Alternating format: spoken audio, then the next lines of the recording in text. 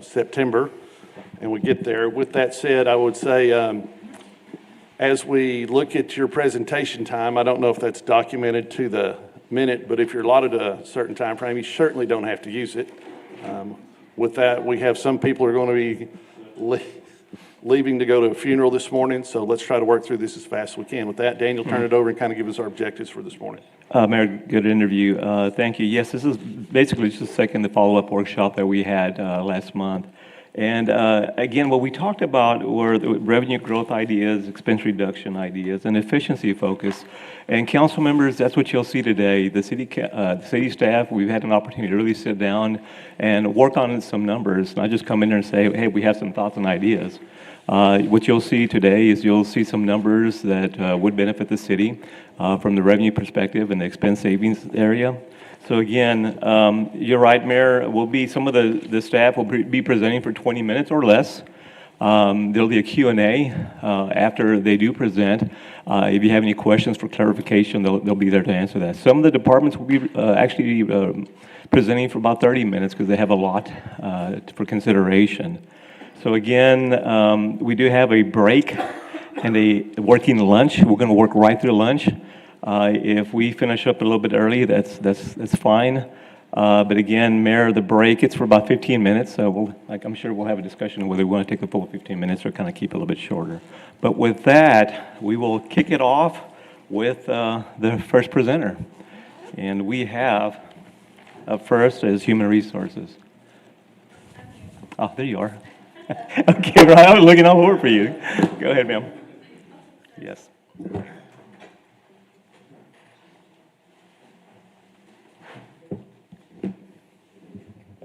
Okay, good morning. Good morning. Nothing like 7:30 a.m. to tell you I need millions of dollars, right? Okay. Does it get less if we wait till 8? Yes, they do. Well, then we can wait till 8. I'm glad I was at 7:30. Okay, just a quick overview about what I presented at the first workshop. We did a salary survey, class and comp survey. The consultant was here to present some of those results. Since then, we've talked about some of the things that, obviously the data is the data. So, based on based on the need, what is it that we can do to maybe bring that need down? Right now, it's about $5 million needed in order to satisfy 100% of market for everybody in the organization. So if you remember, for non-public safety, if we bring all employees to market, it's about $1.2 million, 4% of our current payroll. If we bring all non-civil service employees to market and we account for range movement, or that compa ratio that the consultant talked about, it's about 1.7 million. In the first presentation, that was about 2.1 million. We did have a discussion about removing the DFW market from this study, specifically for fire and PD, because it is a different market. We applied the same methodology to our non-civil service employees, and so it did reduce that cost from 2.1 million to 1.7 million. On the public safety side, if we align everyone to 100% of market, police was about 2.1 million, fire 1.7 million. If we remove that DFW market from the model, it's about 1.4 for police, 800,000 for fire. And then fire specifically had a request that they wanted to prioritize the percentage between each one of their ranks. So if we applied that to fire is 428,000. So it reduced it significantly. And for police, it actually went up to 1.5 million if we use that same methodology. Police has not indicated to me that is a priority for them. So we do still have to have some discussions with them there. The reason why it reduced it so much for fire, just so you know, is the firefighter rank, which is where most of the employees are housed. are at market currently. And so there wouldn't be much allocated there for us to have to fund. So a combined overview. 100% of market for everybody in the organization to include public safety, it's $5 million. As I mentioned, 100% of market if you remove DFW from the entire model for public safety and non-public safety, $4.1 million. And if we create a model that prioritizes the separation between ranks, specifically for fire and PD, it reduces that down to $3.7 million. Since the initial analysis, some of the things that we want to accomplish this fiscal year is moving anybody that is more than 15% behind market to at least 15% behind market. We do have some positions that are 30, 40% behind market. And so if we are able to accomplish moving those to be at least 15% behind market this fiscal year, obviously it would allow us to not have to fund that this next fiscal year. So we have been, oh, hey, Kimberly. Good morning. We have been talking. I'm sorry. Yeah, that's okay. We have been talking to finance about how we can accomplish that this fiscal year. And then vacancy control, a vacancy control process. This is something that Jonathan actually recommended, and we think it's a great idea. We have positions that sometimes departments don't need to fill immediately after it's vacant, and then it goes vacant for a year or two. And so having discussions with those directors to make sure that they understand the need, we understand the need. If you can go without it for 2 or 3 years, do we really need that position? So at least posing the question. Sometimes it is necessary, and for whatever reason, they're keeping it vacant, but they want to hang on to that FTE. So my recommendation would be to fund the $5 million. Yeah, okay. Jonathan had the same reaction. It's important, I think, that we understand the need. So if we had $5 million, obviously, to fund it, we would. Taking into account the current financial capacity, the recommendation would be as follows: to bring all of the non-civil service employees who are current and their current salary to market, 100% of market. We did, like I said, remove the DFW market from the model, so that's a $1.8 million need. For police, if we were to move them to market and then adjust their ranks to be plus or minus 5% between ranks. Based on some information they gave us in terms of where they're losing most of their staff, we believe there should be a larger separation between ranks between your officer and your sergeant. So that's what you see in this chart. Doesn't necessarily have to be that way. But that's a $1.1 million need. I will tell you that we did start meet and confer process this week, the 4th, I think that was this week. We've got a subcommittee scheduled for later this month, and we're going to sit down with a couple of the association members and talk to them about this study. Our consultant is going to be there so that we can review their initial request and make sure that we understand it, and obviously feel comfortable that the association understands what the consultant has provided. This is going to take some time to review and obviously consider. So I can say that $1.1 million might be something that changes. For fire, if we bring them to market and then consider the separation between ranks that they prioritize, you see it's 15% for most of them, a 20% separation between driver and lieutenant. It's about a $400,000 need. So we meet with their association from time to time. They do not have a meet and confer contract, but if they have questions or have any feedback, they obviously contact us and let us know. So this number might change potentially as well. So in addition to the financial need, what we would like to also recommend is that we have some maybe no-cost, low-cost recommendation as well. We are recommending that we add a couple of, additional vacation time to our structure. Currently, the start of the 5th year, an employee will get 3 weeks of vacation. So what this is adding is at the start of the 7th year, you go to 4 weeks, and at the start of the 10th year, you go to 6 weeks.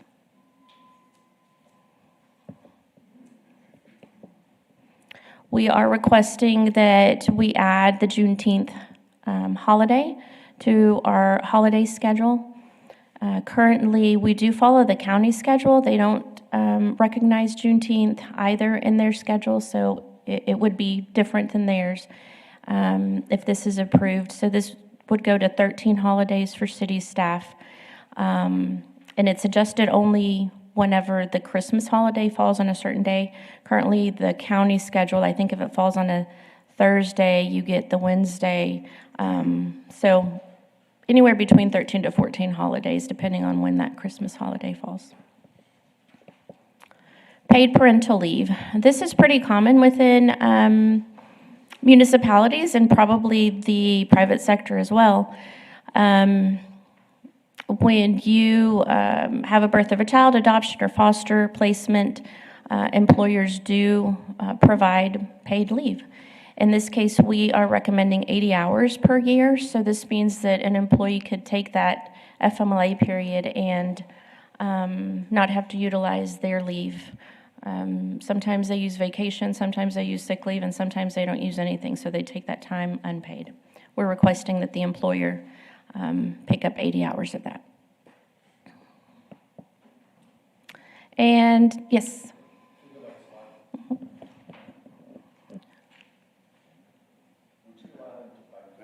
No. Just want to make sure. And just for reference, since January of 25, I believe we've had about 17 FMLAs related to birth of a child or adoption. So it's not a lot of people, but it is utilized, obviously. About 17. Mm-hmm. And the final recommendation that we have is for an extended service hours schedule. We threw around a couple of ideas, both a 10-hour schedule that would allow us to completely close operations down on Fridays. So you're working your 40 hours between Monday and Thursday. And then the other one is a 9-hour day, and you have 4 hours on Friday. So when talking to directors, and we didn't have an opportunity to have a directors meeting this week, but we will continue to discuss this with the directors because this schedule will work for some, but not all. So there is a preference. The only thing we want to be mindful of is that, we're not committing an employee to come in for 10 hours if they can't come in for 10 hours, particularly because of daycare needs or things like that. It does not work for everybody. We do already have a few internal departments that are not customer-facing that work a 10-hour schedule and are off on Fridays. So this is something that has been discussed for many years and honestly, preferred. But again, it doesn't work for all. So my preference honestly would be the second one, 7:30 to 5, but 7:30 to 5:30, 9 hours, and then half day on Fridays. But if you talk to some of the operation guys, there's absolutely some waste in them coming in and getting equipment to a work site and being done at 12 o'clock. It just wouldn't make any sense for that. So these are discussions that, we will continue to have. Yes.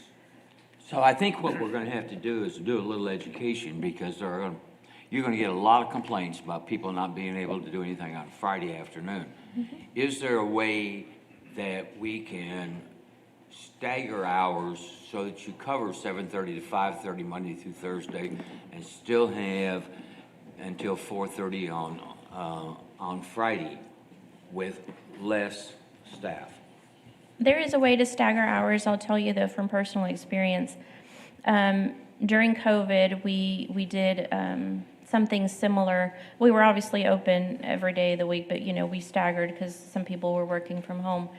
And as a director, and I imagine this would apply to a supervisor or a manager, if we say, okay, I'm going to work 10-hour days and I'm off on Friday, office is still open on Friday, we were still working. Calls were coming in, we were still having to handle things. So if we're not truly closed on a particular day, I don't know that it counts as, truly time off. But yeah, that's something that can be worked I just out. think if we do enough education up front, it'll save a lot of phone calls to this group up here. Oh, absolutely. Because I can tell you, once we make that change, you're going to hear, well, I didn't know that. So however we can get it out to the public. Yes, absolutely. Vanessa, I have a question along those lines. There's a lot of departments that aren't going to receive phone calls and stuff from the public, but we're still going to be available to the public 5 days a week, right? Well, if you close down, no. Well, that's what I'm saying. I would not expect a citizen to have a water department or something where they need an answer, and they call after 5 o'clock on Friday or after noon on Friday, and they're not able to at least talk to someone. To me, that's completely unacceptable. Yes, there would be an on-call. The on-call process would still be the same as if somebody were calling after 5.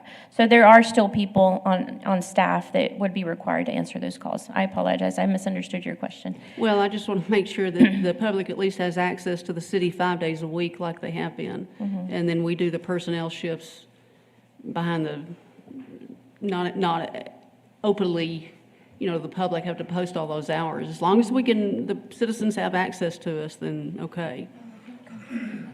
Veronica, real quick on that. So both your hours are the same. We got 10 hours, 9 hours. On that first one, what is the expectation of employees? So that doesn't leave them a lunch hour. If they're working 40 hours a week. We would reduce lunches to 30 minutes. And in that scenario, we are open during the noon hour. Currently, most of your offices are not open during the noon hour. So you are extending the service time by 30 minutes up front, 30 minutes at the end of the day, and during the noon hour. But even if you cut that to 30, they're not getting their full 40 hours. Are we giving them credit for the other, or?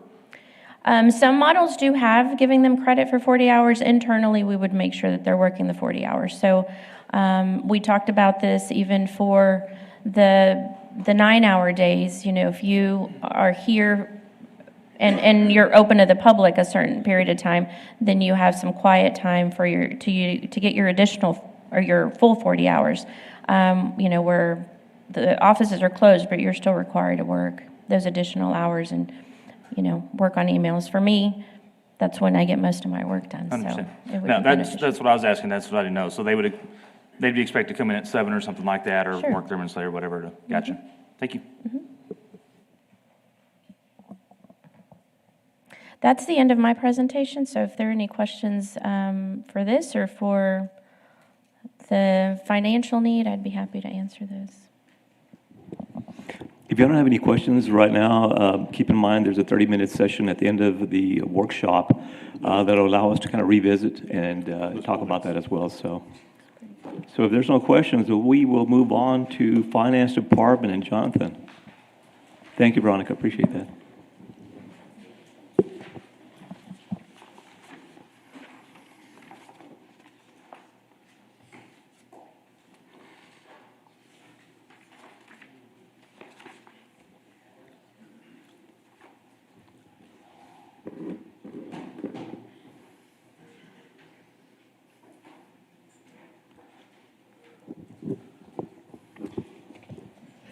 Jonathan, do you have a new title, sir? Yes, sir, I do. Good morning. Jonathan Flores, Finance Director. Yeah, Congratulations. thank you. And then Also, I think Shani should introduce herself as well. Shani has one. Shani Jordan, Assistant Finance Director. Super thankful for the opportunity to serve in these capacities. We do want to get started and run through these slides. We've got quite a bit to go through as well. We've got some recommendations for revenue increases as well as just the financial update of where we currently stand in this fiscal year. The first item, and we have about 5 of these items, the first one we'd like to bring up to you guys is levying a cemetery tax. We found in the TML revenue guide that there may be an opportunity in the state statutes for us to levy an additional property tax on top of the 3.5% cap. So this would fall outside of that calculation. That would allow us to fund cemetery operations. Right now, the cemetery currently receives about $96,000 in funding from the general fund. So this tax would be used to offset those contributions. If we were to do it at that $96,000, it would be an increase of about 0.12 cents to the tax rate. And I believe that would be about, for the average homeowner, that would be about $2 increase to their tax bill. So we do have to do some vetting on this. We want to make sure we get legal opinion on this, how this would work, how we can implement it. But we believe this would be an additional rate outside of the tax rate, the TNT calculation. Jonathan, before you get off that, I think this is a very unique approach to how we can do this. I wonder whether or not you're going to get any pushback from citizens, because Fairmount is not the only cemetery in town. And there are a lot of people that will not be interned in that particular cemetery. So do you anticipate that you're going to get some pushback from citizens if we implement this? Yeah, I could see maybe some pushback as far as, and we always get pushback when it comes to tax increases. I think there's always some amount of pushback. I do think this one is a very limited impact. Again, for the average homeowner, it's about a $2 increase to their annual tax bill. So it's not $2 a month, $2 annually. So it's a pretty small increase. So yeah, I see us getting some pushback when it comes to the tax rate, almost always. But in this case, this would be a small impact. And I would add that on the other side of that, the general fund taxpayers are already supplementing the cemetery fund, and so in essence, they're already funding that through the tax rate. And the good thing about levying this tax rate is it would be a stable, because it would fall outside of the 3.5% cap. If it does fall outside of the 3.5% cap, it would be a more stable source of revenue for the cemetery as well. The next item we wanted to bring to you guys is a credit card convenience fee. Currently, we have this proposed at a 3% fee, capped at $2 for utility bills. This would require us to bring an amendment to the utility fee ordinance as well as an amendment to the schedule of fees in order to charge these. State statutes currently limit us to charging a 5% fee. We're below those state statutes in this model. We believe citizens are kind of used to this fee already. They pay these fees at businesses, restaurants. Also, the county charges a similar fee at $2 for all of their credit card transactions. And this would be a decent impact to the general fund. Currently, we spend about $130,000 in credit card fees. This fee, the way it's currently set up, would recover about $96,000. Utility funds, it's an even bigger impact. We spend between water, sewer, stormwater, we spend about $535,000 in credit card fees. And that $2 fee, that $2 limit for those utility bills would recover almost all of that at $516,000.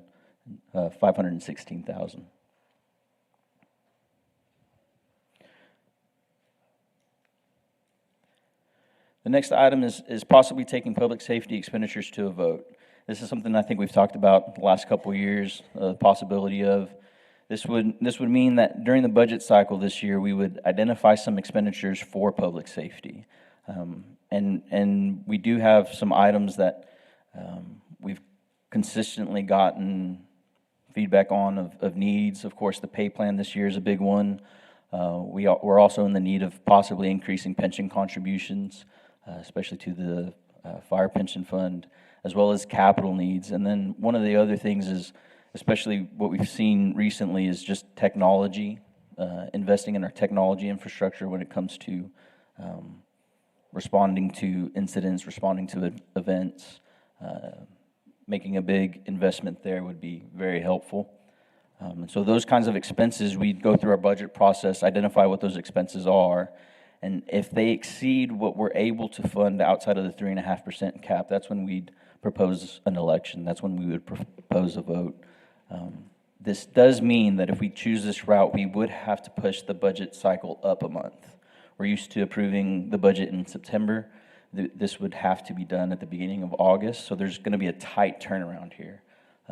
Property values, we received our final certified values July 25th, and I believe we'd have to have a budget adopted and passed the second week of August. So that gives us about 2-3 weeks to finalize the budget, get it done, turned around, in order for us to have a vote on the November ballot.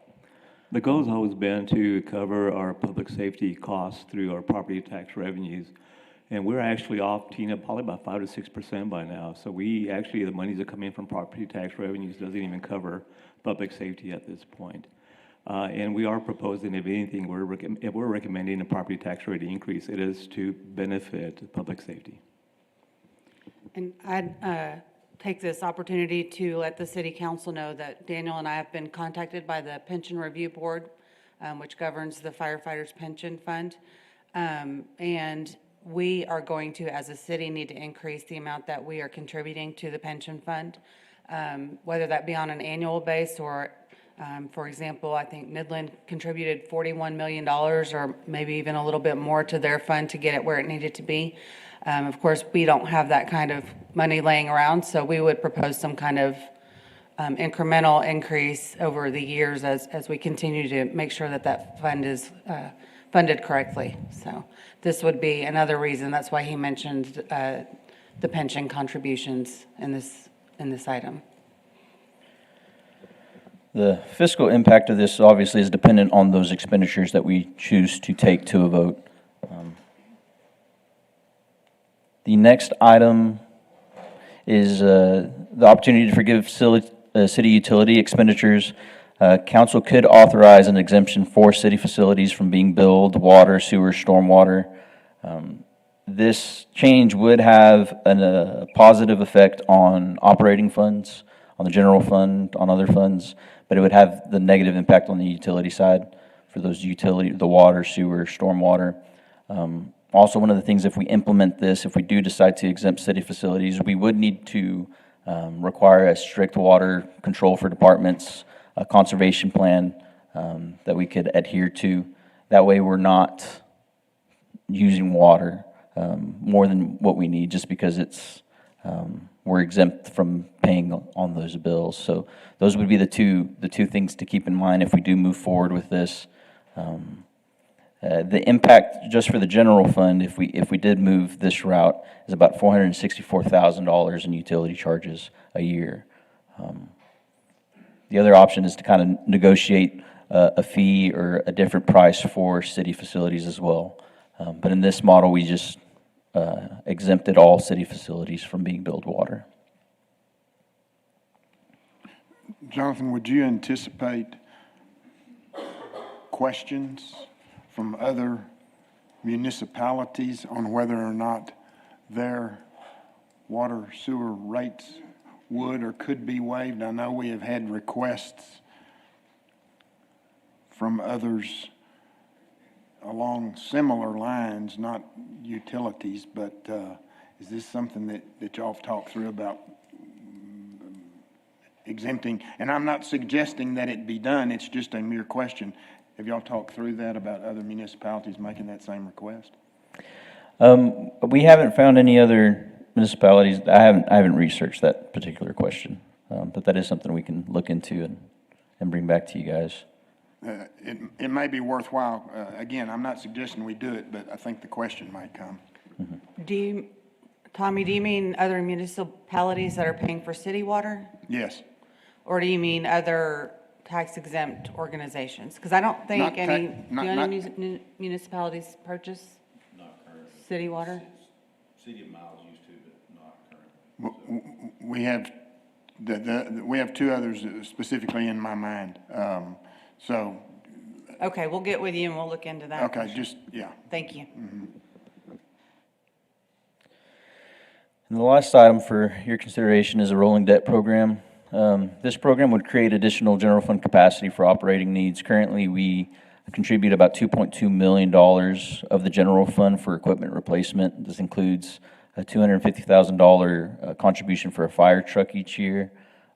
We'd need to coordinate with bond counsel and our financial advisors to structure this program. And also, if we ever decide to move forward with this, city council does need to approve these debt issuances. So you'd for sure see these before we ever move forward with actually issuing debt. But again, this would free up about $2.2 million for us to use for other things such as the pay plan, other capital needs, other needs from the departments through the budget cycle.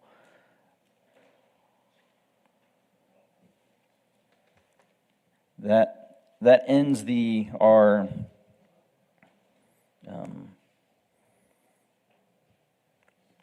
I guess those are the items that we wanted to bring to your consideration today. I want to pivot and move forward to kind of where we sit during this fiscal year, go through our big sources of revenues, starting off with property tax.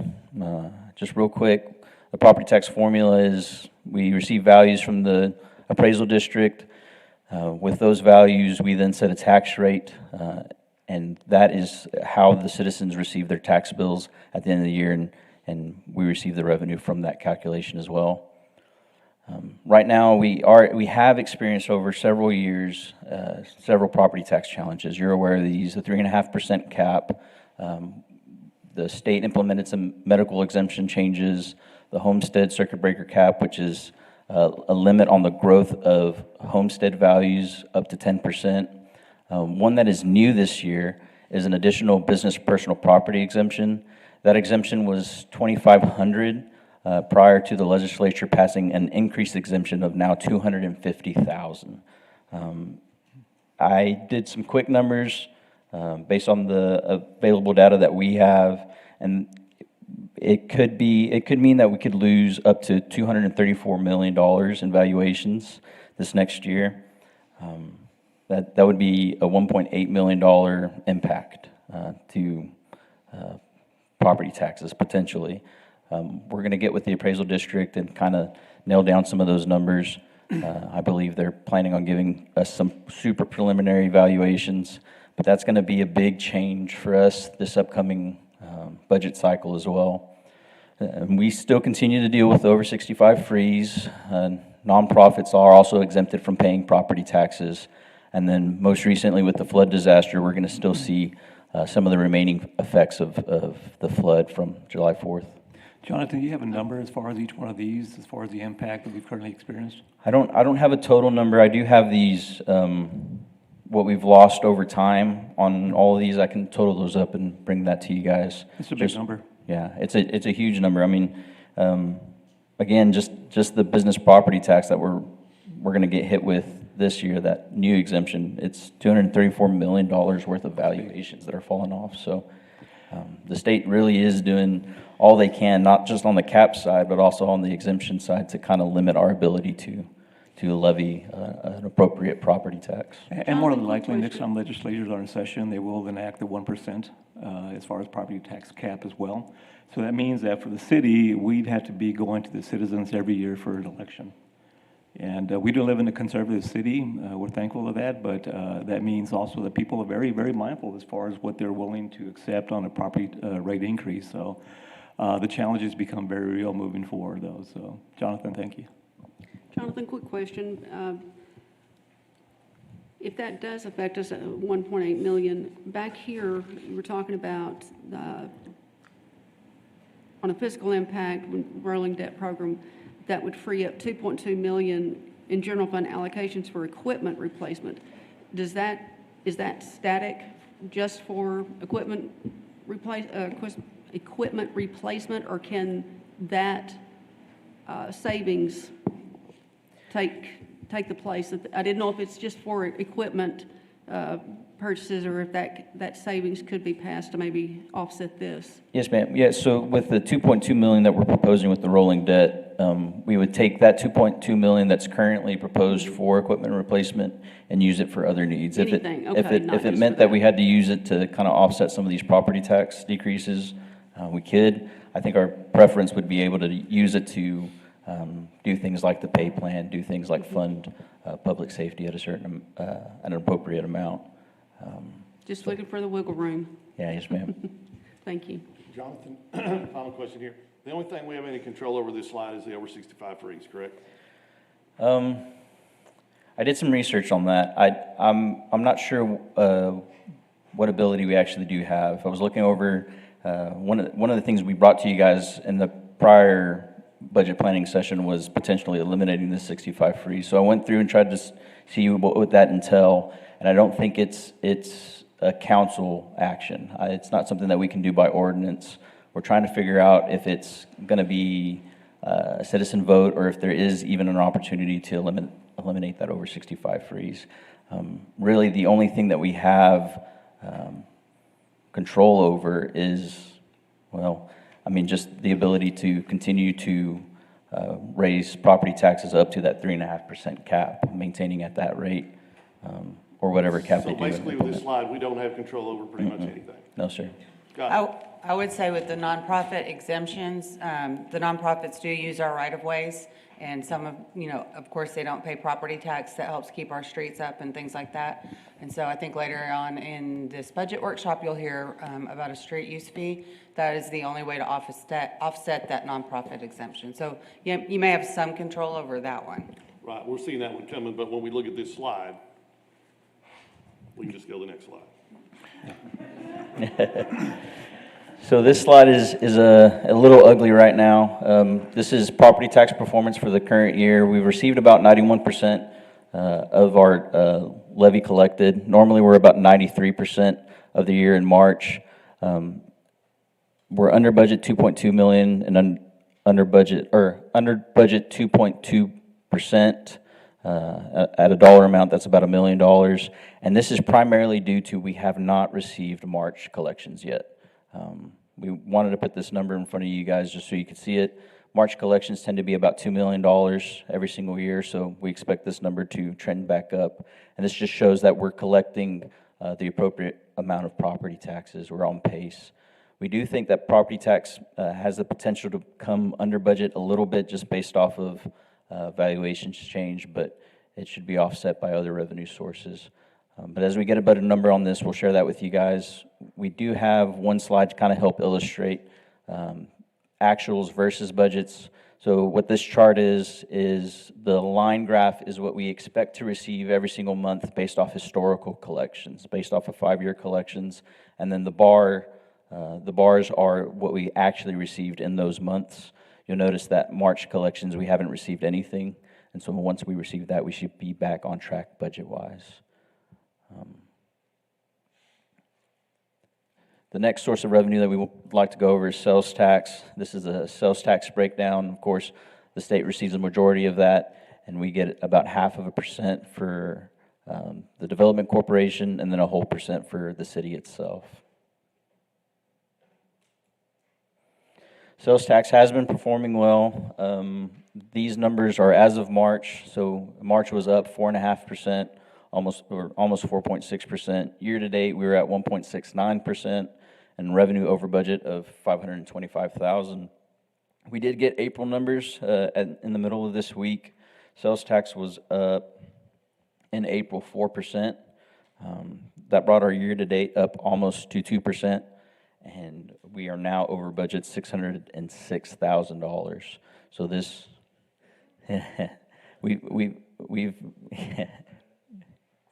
We've seen property tax or sales tax continue to grow at a steady rate around 2%. so that's encouraging. This is our sales tax trend over the last 3 years. 2026 there is in blue.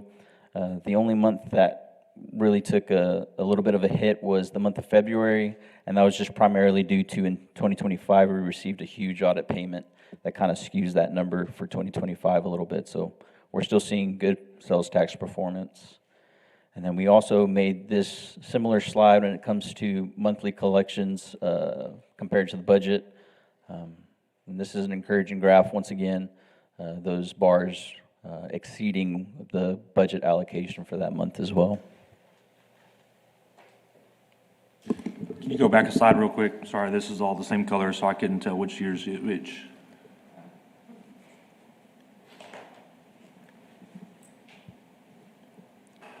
Thank you.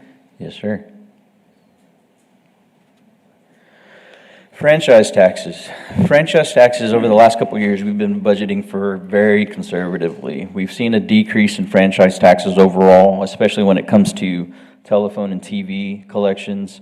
These franchise taxes are meant, utility companies pay these franchise taxes to us, and they're meant to cover the cost of maintaining right-of-ways, of maintaining the areas around those infrastructures, and the use of those right-of-ways. As you can see, we're trending downwards. These have been trending downwards at least since I've been at the city. Just for a frame of reference, year-to-date, telephone franchise taxes are down 37%. TV franchise taxes are down 11.5%, and that's just related to people cutting cords, switching to no longer using landlines, no longer using cable TV, switching to those streaming platforms. The franchise taxes that we have seen maybe more of a steady rate of increase has been gas utilities, and those are primarily due to the fact that those are manipulated by the price of gas. So those are a little bit more steady, but we are seeing major decreases to telephone and TV. As far as a budget impact, though, because we budget for these conservatively, we don't see a huge impact to the budget. We're down to 2.41% for the budget this year to date, $40,000 to the budget. We're hoping these steady out through the summer months. These, as you can tell, these payments, we receive these quarterly payments, so that's why you see those big spikes there. The big spikes that we do normally see are in May, so that'll be a good tell of where we're going to end in franchise tax for this next fiscal year. And then again, just the comparison to the budget, we're again trending pretty close. We're only down 2.4% from the budget, and we still have those remaining large months to be received, especially in May. Jonathan, should we start a promotional campaign to encourage use of landlines? Is that what you're trying to say, right? Absolutely. Okay. Switch to cable. There you go. Jonathan, as you move forward with those, you and Shane, I need you to make sure that you need to project those 30 to 40% losses. I don't see any of that recovering. Now, Brandon, I think at one time, Tina, wasn't there a class action lawsuit that a bunch of people were going against, maybe YouTube and others? That has never been successful in recouping any revenue, correct? Well, and I think there was some recent legislation this last time that passed that effectively, going forward, killed that. And I think the court case would just be for anything like retroactive before that. So going forward, we're not going to be able to collect that. Okay, so how does that affect our PEG fees? How does that affect our PEG fees? It impacts them similarly to the franchise fees in the same way. That's my concern with our public information. Okay, go ahead and roll on. The next category, we title these other taxes. Basically what this is alcohol and beverage tax and bingo tax. Alcohol and beverage tax is the big category as far as when it comes to these other taxes. Here we've seen a steady increase of about 2% year over year. We're currently above budget 2.5%, and then of course the revenue impact is smaller there at $6,000 over budget. We've seen a steady increase in these. These have kind of followed a 2% inflation year over year, at least the last couple of years. So these are a little bit more steady of a revenue source for us. Here's the trend chart over the last 3 years. And then our comparison to budget to date. As you can see, these are pretty steady. We do see an increase in the summer months, people being off, but for the most part, these stay pretty steady. Hotel occupancy tax. This has been kind of a volatile source of revenue for us over the last couple of years. We're hoping to see some of this steady out or level out, hopefully in the coming months. So right now we're down only 0.4% year over year. We're over budget 2.27%, and this is primarily due to us continuing to conserve budget conservatively for hotel tax. We're over budget about $30,000 for the year. And the next slide kind of illustrates the volatility of these payments. The spikes in these, for the most part, from what we can tell, are primarily due to audit payments. Every once in a while, we'll go through an audit of some of the hotel,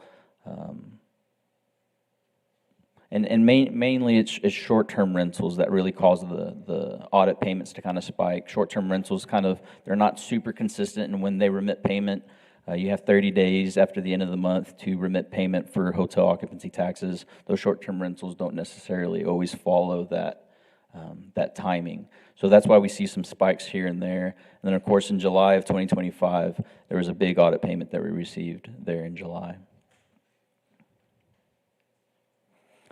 But when we trend these out over the last 5 years, we tend to see that the increase or the larger months actually start in March, and we believe that's primarily related to the stock show and rodeo. And then, of course, the summer months tend to be a little bit higher as well. People coming in, staying, coming to see family, coming to visit our community.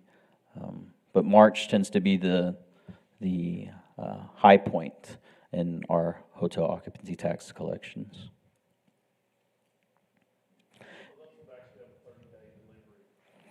Yes, sir. Yeah, so those March collections that we have there are actually February nights stayed.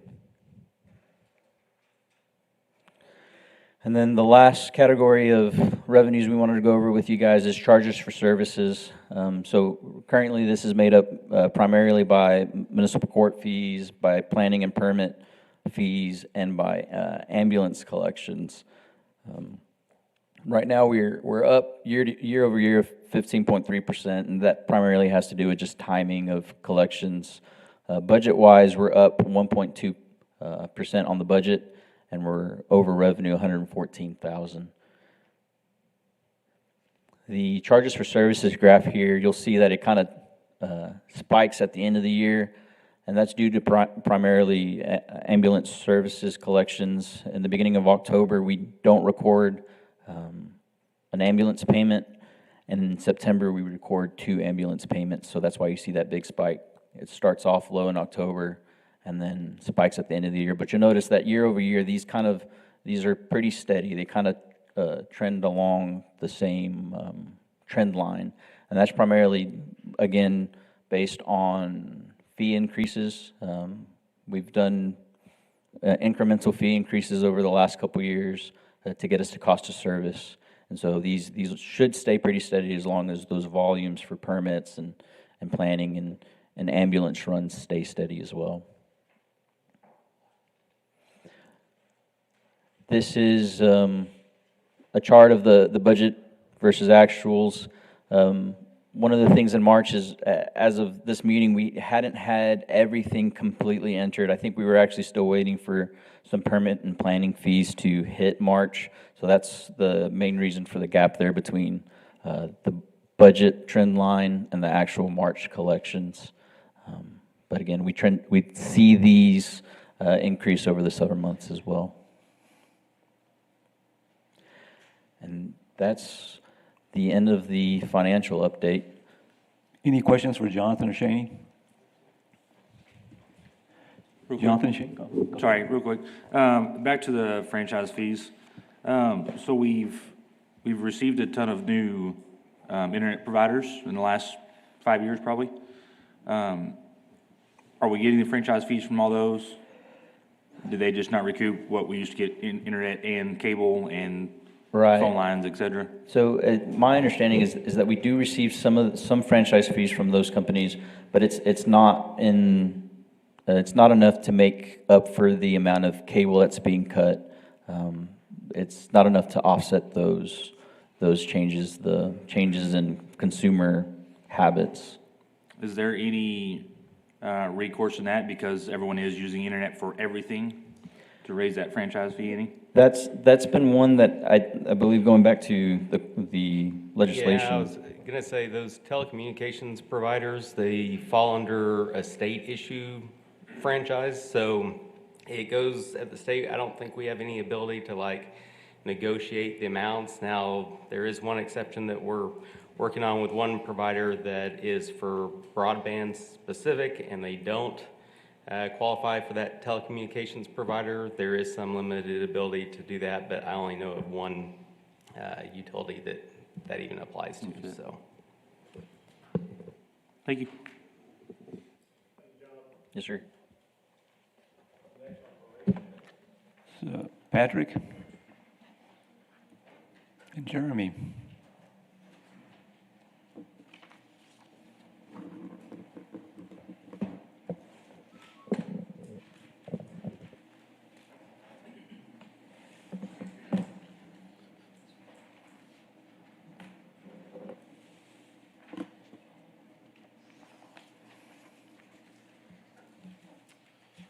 All right, good morning, Mayor, Council.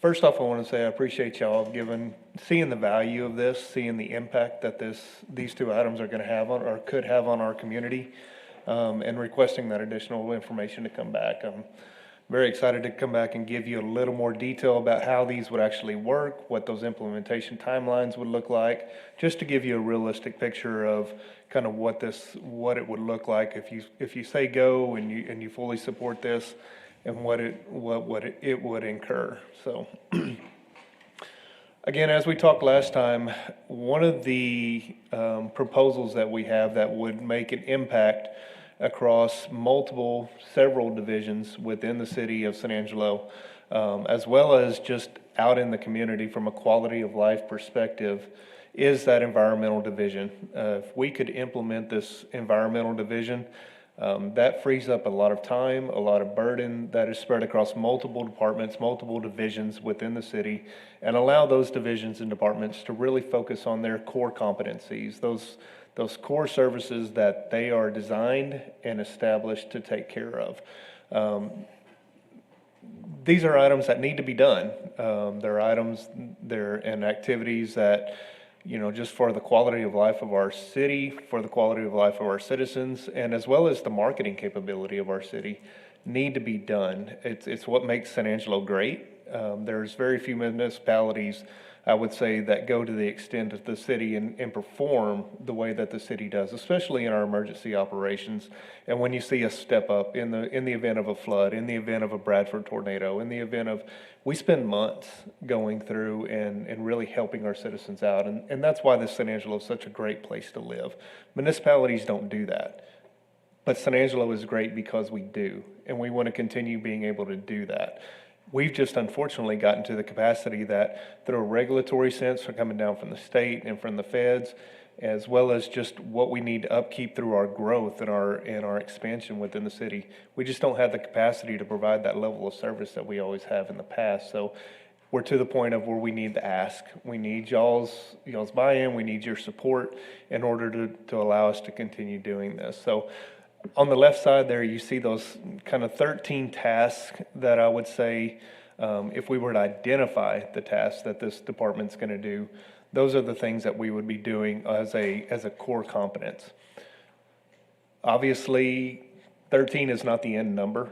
That number is infinite, right? This is the group that would be at our beck and call to do something that the one-offs, we need to get this done, we need to go handle this situation, we need to put some furniture together, those kind of things. This department could do that. And again, on that left-hand side, you can also see just the sheer number of departments that we would alleviate that burden on. Some of them have multiple departments listed out beside there. which means that we're not only not performing our core competence in that, but we're also distributing work amongst various departments and losing that efficiency and that economy of scale as well. This is going to bring that back to a singular department. It's going to be better coordinated. We're going to have trained professionals doing these tasks. And in the case of your environmental cleanups and your homeless abatements, your dangerous buildings, that is a very, very, dangerous activity. These staff members need to be trained, they need to be inoculated, they need to be protected, and they need to have a very systematic approach. Just as if you were a fire department, just as if you were a police department, you have a means and a method of doing a particular activity to keep your people safe and to make sure that everyone goes home safe at the end of the day. These things in this department, the advantage of having this done in a department is we can set up those protocols and make sure that that's happening for our individuals and not spreading that across multiple divisions. What are we going to need to get this done? I need 16 people. If I'm going to do this right, and I'm not going to halfway do it, if I'm going to be successful, we've identified 16 FTEs that I need y'all to bless us with. You also need a little bit of an operating budget. The beauty of this department falling within operations is we already have a lot of the large equipment within our possession that this department would use. We would adjust our activities so that we are coordinating with those departments, those other departments, to utilize the equipment that we have on hand, so we're not having to make that capital investment on large wheel loaders and backhoes and skid steers and dump trucks. We would be almost moving to a motor pool sense, where the city shop is the owner of those pieces of equipment, and really putting the burden back on our superintendents to make sure that they're planning out their activities and are scheduling with the shop to make sure that they have the resources and the equipment that they need for their particular activities. That gets this done without an additional capital outlay. So I fully believe that we can do that. We have extremely competent and capable superintendents that work underneath us.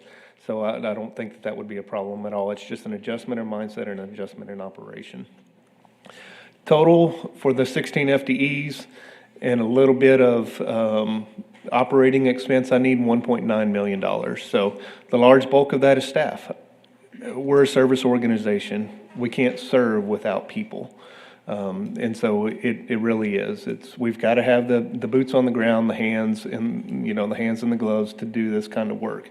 There's really simply no other way to do it. A little bit, obviously, we're going to need some equipment, fuel, supplies. As we go board up dangerous buildings, we need screws and boards and sometimes sheets of metal to board up a particular building to keep it safe and to keep our transient population out of those buildings. So 1.9 million. Also, if you look up there at the very top, logistics and a timeline for this. What I want y'all to understand is, even if you said go today, I'm not getting anything done tomorrow. It's going to take us 6 to 7 months to get everything geared up, to get our personnel, the ordinances in place. So we have to adjust the budget ordinance for the 16 positions. Y'all got to give us some money through the budget ordinance. So that takes 2 council readings. We got to post these positions. We got to hire them. We need to train them, as I alluded to, and get them ramped up to know exactly how to do these jobs that we're asking them to do, and then fully operational there. So say you say October 1st, let's get it going and let's rock and roll on this. It's March, it's spring until I'm really making an impact. And I say that for y'all to understand that the imminence is now. We're coming into our mowing season. I don't think anyone is unaware that our homeless population has gotten a little more visible here lately. And we need to tackle those things. We want to tackle those things. We just don't have the capability to do that. So 6 months is a long time in some case, but this is truly what it's going to take to get us up and going. So I want to go now and not wait, is my ask. If I could pull the trigger on May 1st, I'm rocking and rolling by October, and we're getting this done. So that $1.9 million, say y'all are gracious and you give me, and you say, get it done, Patrick, go out there and get it done May 1st. 800,000 this year will get me covered for this year if I'm going to, what's the word I'm looking for? For that, let me ask a question. I've been on this council next month 10 years, and I look at staffing levels for this particular department, operations, over that time frame. Combination of Shane and Patrick. You guys have never been fully staffed since I've been on council. What's your traditional, how many people do you need to be fully staffed? Is it 16 here? Or is that just an average now to get you back to where you can be functional? So, I mean, so to kind of answer this question, if we can get this 16, that alleviates that vacancy burden on those other departments, right? So we're doing these things with that vacancy burden in the other departments right now. But what is suffering are our street maintenance, our stormwater activities, those things that we're supposed to be doing. So the vacancies have less of an impact if we can get this department up and established and going. So those 4 to 6, 7 vacancies that are rolling in those other departments will help. The class and comp study, we hope, will absolutely help in that vacancy role. If we can get those compensation levels up to an acceptable rate, we get better qualified employees working. Hopefully that better quality employee also means a better longevity in those employees, especially if we pull in those other features that Veronica had proposed with the vacations and, you know, some of those less monetary tangible benefits as well. So Shane, I mean, over the years, knowing that your staffing level has traditionally not been 100%, you have actually, in your group, have actually budgeted less every year because you knew you were not going to be fully staffed. Is that a fair statement? We don't necessarily budget less, we just give more back at the end of the year. Yeah, we budget, well, instead of budgeting for, you know, somebody that's been here for 5-10 years and that salary, we budget at the baseline salary. So we still do budget, but again, it's less than if we had staff that hangs around for a while. So we actually, there is some budget there. But no, we have, and it fluctuates, with the cycle, with the oil field, with other things that go on, our staffing levels do fluctuate. We've seen it to where we had, across operations, we'd have 25 or 30 vacancies at any one given time. Right now, it's not near as bad. I think right now they may have 6 or 7 vacant right now across operations. So it cycles with the Well, I ask with those the years. questions So because I know we've got citizens looking. And when we finalize this budget, July, August, they're going to come back and say, are you guys doing what you need to do? So everybody knows that we can't do everything we do because we don't have enough people. yeah, and that is it. And we haven't in Department of Operations or and other than the three positions that we gained in water utilities, we haven't seen an increase in our staffing numbers in 20 years plus. Right. So still operating on with the same number of folks, with more miles of pipe, more miles of sewer, more miles of road. So still operating on the same set of folks. Good morning. Good morning. Can you speak in a little bit greater detail how you would distribute your 16 FTE requests across this list of 13 needs? Mm-hmm. Absolutely can. So obviously with the new division, I need somebody to lead that division. So this would be a superintendent level. Actually, what I would propose right now is we would have maybe a little bit higher than a superintendent level, because I would have that person also training or another division potentially. So superintendent level, a supervisor, that's more your boots on the ground and daily coordinating.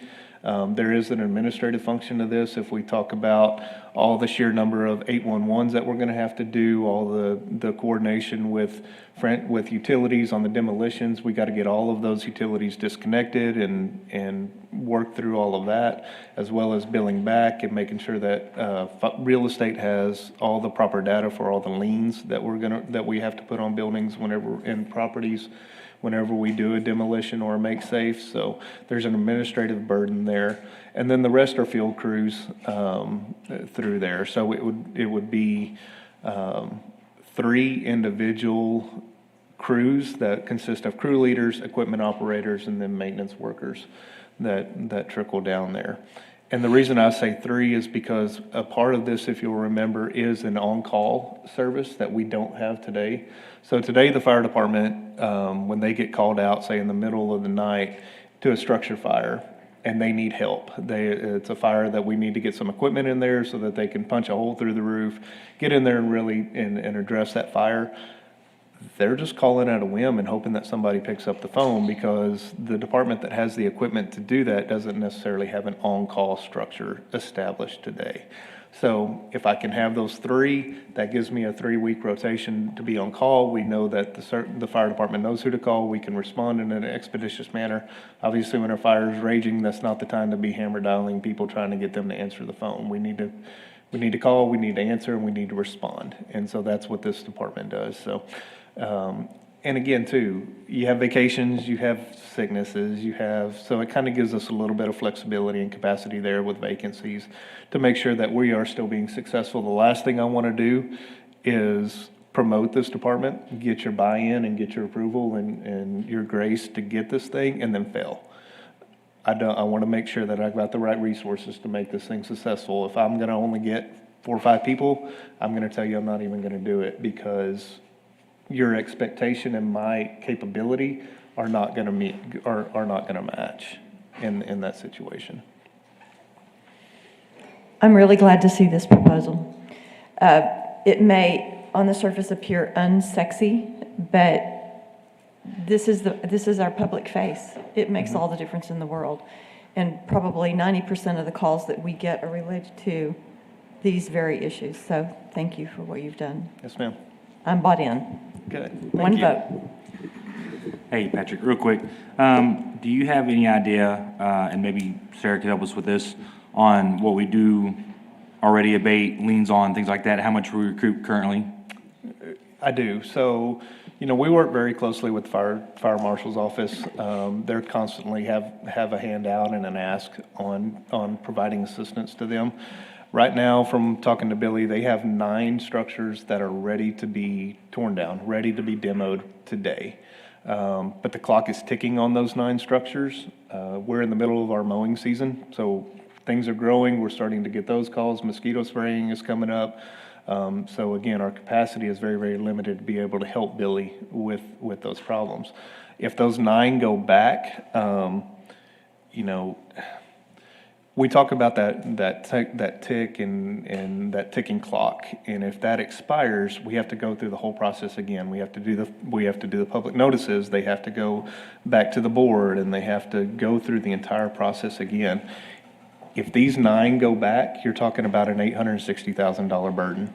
By the time we get it all said and done, by the time that they duplicate their work, by the time we get out there and demo these properties, we're demoing a property for about $12,000. Our costs, straight up, just pass through labor and equipment, no profit margin on that. If we have a private contractor come in and do it, you're looking at 20 to 30 per structure.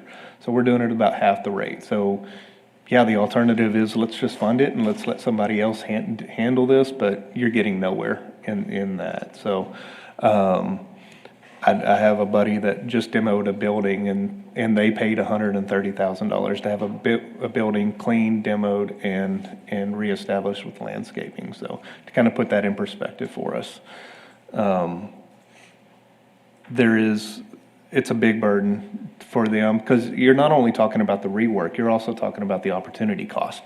They're not proactively making progress anymore. They're redoing what they've already done. So again, if we can get in there, my proposal is if we have this, Billy gets a demolition order, we get it scheduled for the next week we're there. That's less time for transients to enter that building, to potentially start a fire that's, that the fire department would have to respond to. Now the fire marshal's gonna have to do an investigation on that. So again, it's a sequential and just a trickle-down effect that we're gonna be able to positively affect these other departments if we can get this done and be at the level of response that we want to be and should be at for the operation of our city. Along those, we kind of went in a little different direction, but what I was kind of wondering is if we can basically recoup our cost of services with more abatements. There's a potential there for that. I'm not going to say that I can tell you yes or no on that. But obviously, if we abate more properties, we either get paid for that abatement or we do have a lien. So the eventuality is yes. I don't think we're going to recoup our cost of this department, but we could recover some of the expense of this department. Yes, sir. Thank you. Quick follow-up question. Speaking specifically to the issue of buildings, dangerous buildings that need to be demolished, isn't that currently posed as a responsibility of the property owner? It is, but they're in the state they're in because of the lack of responsibility of that property owner. They're not taking care of it now. Why are they going to take care of it just because they have a piece of paper that says they're supposed to? Again, our muscle is we get to go in there and we get to take care of it. We get to take care of that business, remove that blight, remove that hazard, and then put a lien on the property. So when the property does sell, we actually get to recover those expenses at that time. So yes, it is the property owner's responsibility. Ultimately, it still is but the lever there, the trigger is the sale of the property at that point. Or, and I'd have to look to Brandon on this, if they want to rebuild on that property, if they have to get a permit, if there's a lien to the city on the permitting, we could potentially withhold permits on that and kind of force their hand, if they will, to take care of that obligation and that debt at that time. And it's your belief that not really absolving them of that current responsibility, but going this different route with all these other steps still is more cost effective? Absolutely. Absolutely it is. You can't sell it in the state that it's in, so you've got to move the needle on that.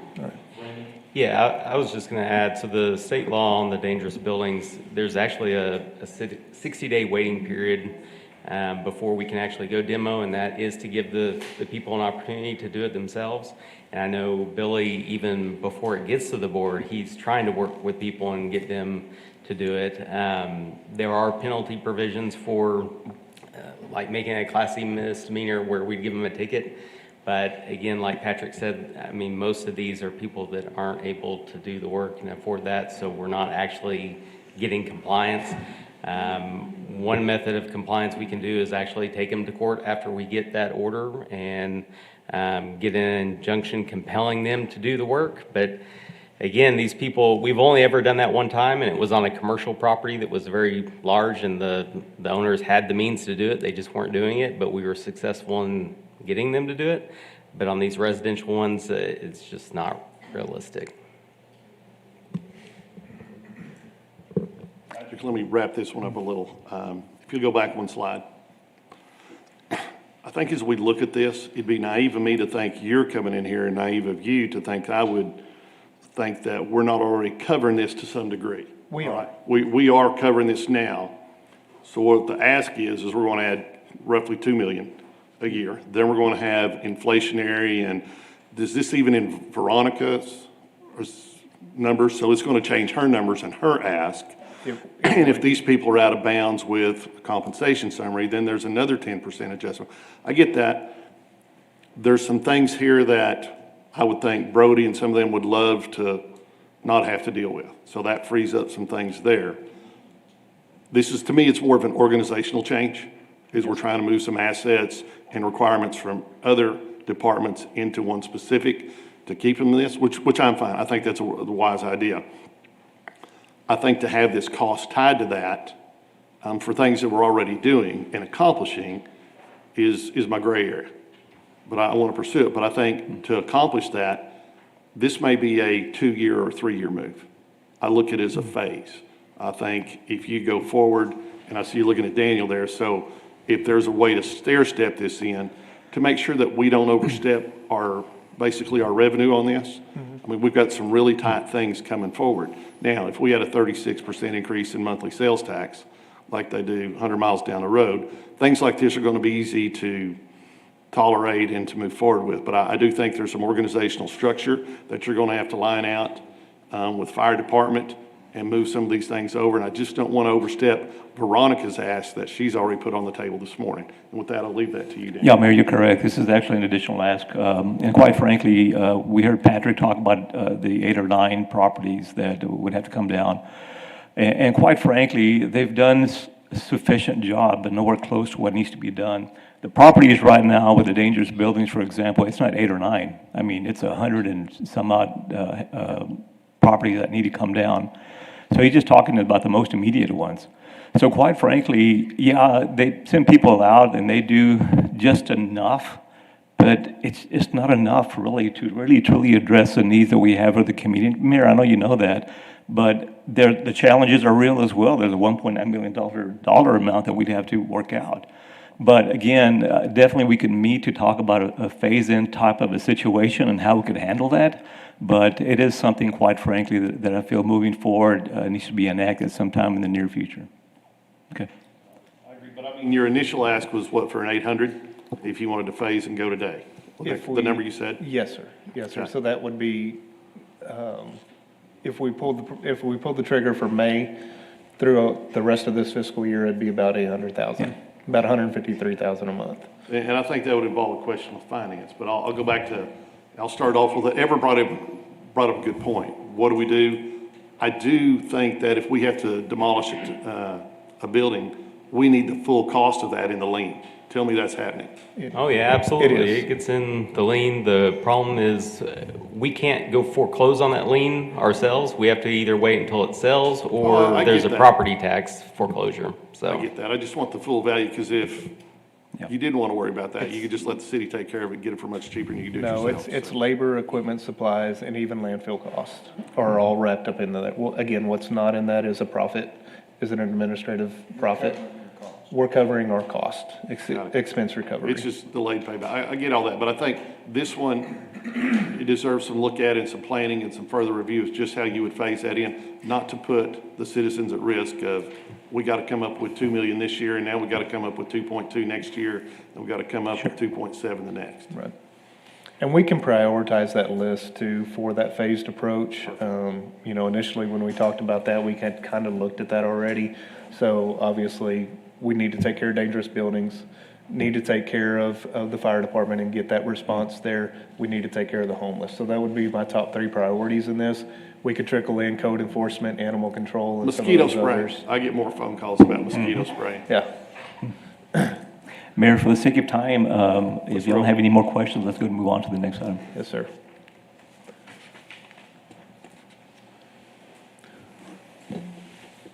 So let me give you some help on taking care of that little problem potentially.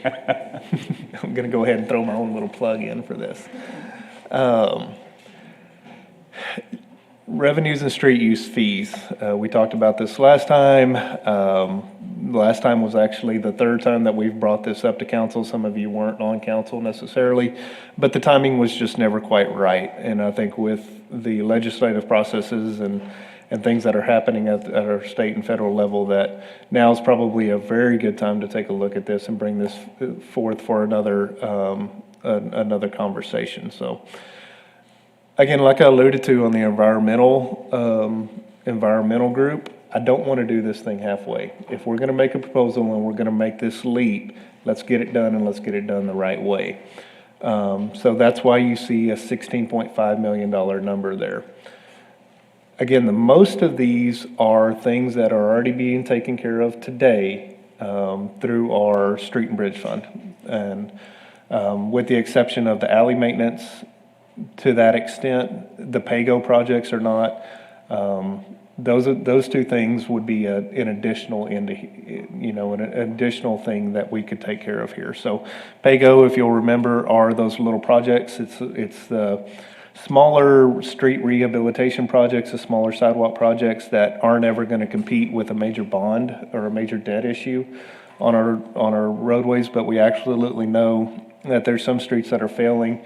I know John is probably going to make a proposal here shortly about doing some infrastructure repairs on him. So I'll be, instead of him chasing me all the time and letting me guide where his money goes, I'll be chasing him to some degree and be repairing those streets that he's going to be rehabbing as well with this pay-go side. So instead of just having a long little patch in the middle of the roadway, I'll be able to rehab that whole roadway and make it nice, following his projects. But one of the benefits of this proposal is that we would be alleviating a current general fund obligation that y'all are funding right now out of the general fund to the tune of about $8 to $9 million. So our street and bridge operating account, our seal code and our preservation money, and our traffic operations money are all currently budgeted annually in the general fund, and it's a general fund expense for that. This street use fee, I would propose replacing that general fund obligation with the street use fee revenue. And so that frees up $8 to $9 million that would be at your discretion to distribute amongst other priorities that council and city management may have, that would be a general fund obligation. So the additional thing that it would do, we just talked about equipment replacement and possibly debt funding that. An alternative to that would be $1 million.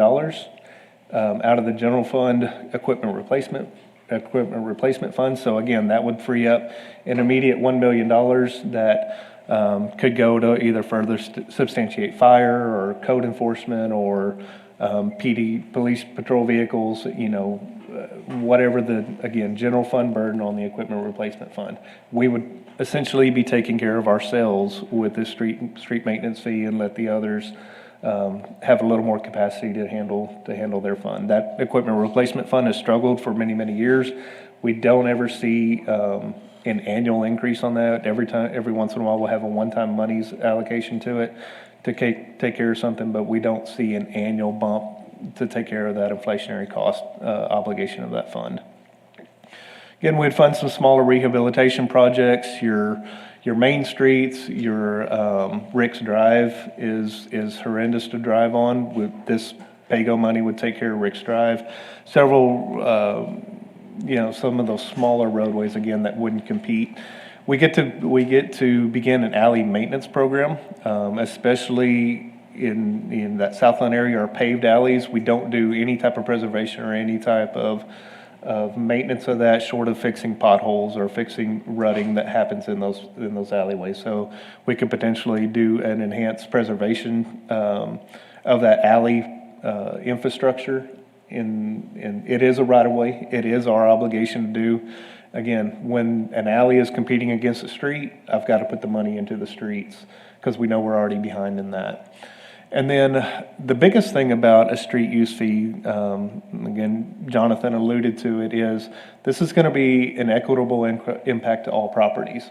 There is no nonprofit distinction between who gets to pay this. So right now, as the tax revenue comes in, nonprofits obviously don't pay that property tax. This would be assessed to all properties within the city, regardless of their taxable status. So again, it's equitable and it's even, and in fact, we're required by law to make sure it is equitable and evenly applied through the methodology that I'll go through next. I want to make sure that you understand that this is not a new concept. This is a concept that is being done across several municipalities across the state already. We've reached out, we've talked to several of those municipalities. Abilene is doing it. Galveston, Corpus Christi, Coppers Cove, several municipalities. So this is not a new concept. What this thing does is it uses a business activity type. So every business has a niche, right? It's what they do, whether it's a fitness club, a hair salon, a clinic, or a church, or a daycare. That's what they do. There's a manual published out there. It's called the Institute of Engineering, Traffic Engineers. I always forget the name because it's horrendously long. Hold on. Trip Generation Manual. There you go.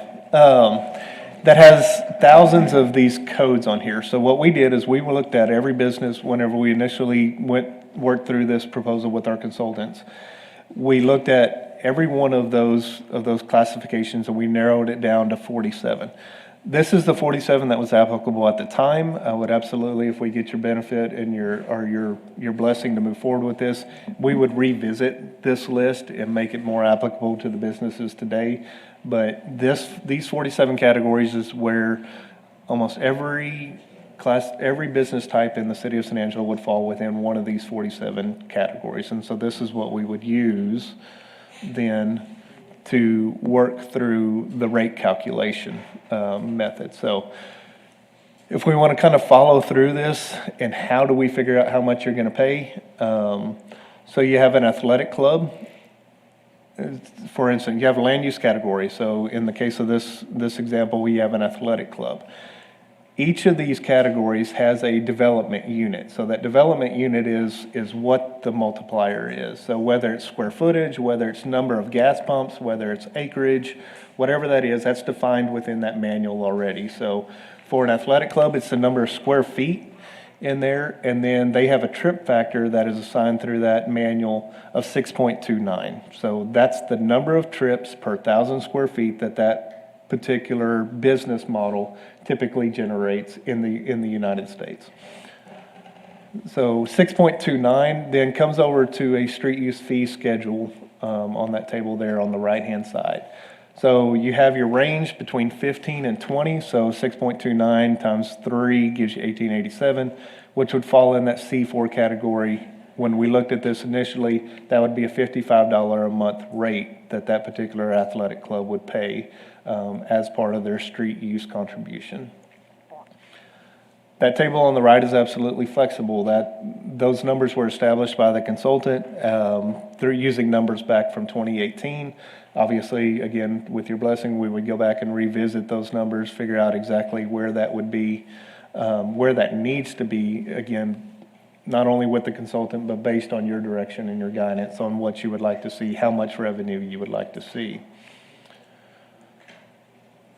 So with that segue, let's kind of talk about what does this look like? What do various rate structures on a residential and a non-residential aspect look like? And how much money does that actually generate? The mayor alluded in our last meeting that wasn't this a lot smaller when we looked at it last time, and he was absolutely correct. It was that 4.61 million. So what that 4.61 million looked at was a residential rate of 6.75, so $6.75 per residential structure. Multifamily apartment complexes, those types, those can, with just the sheer volume and the density on that, at the time, council wanted us to trickle down that number just a little bit. So $6 for any multifamily residence. We would obviously define what that is, so it's very clear. And then non-residential, $25 to $75, depending on which, C level that you landed in. Again, got 4.6. What I wanted to do is show what do these various funding levels cover. So in this case, it would be pay-go. So it would alleviate no general fund obligation, but it would allow us to do additional street rehabilitation, not exactly to the degree that I proposed at 5.5 million, but it would allow us to do some of that. It could take care of our seal coat if you wanted us to alleviate some of the general fund burden, but it would alleviate $4.6 million. So what am I not getting to do based on that optimal proposal? I don't get to pay for street and bridge or traffic operations. I don't get to do my seal coat, my alleys, or my equipment replacement. I would need about another $12 million in order to take care of that stuff. If we added $1 to the residential side and added $5 to the non-residential side, it bumps that number up just a little bit, 5.7, still only paying for my pay-go, and I need about 11.5 to get the optimal scenario put forth, or fully funded.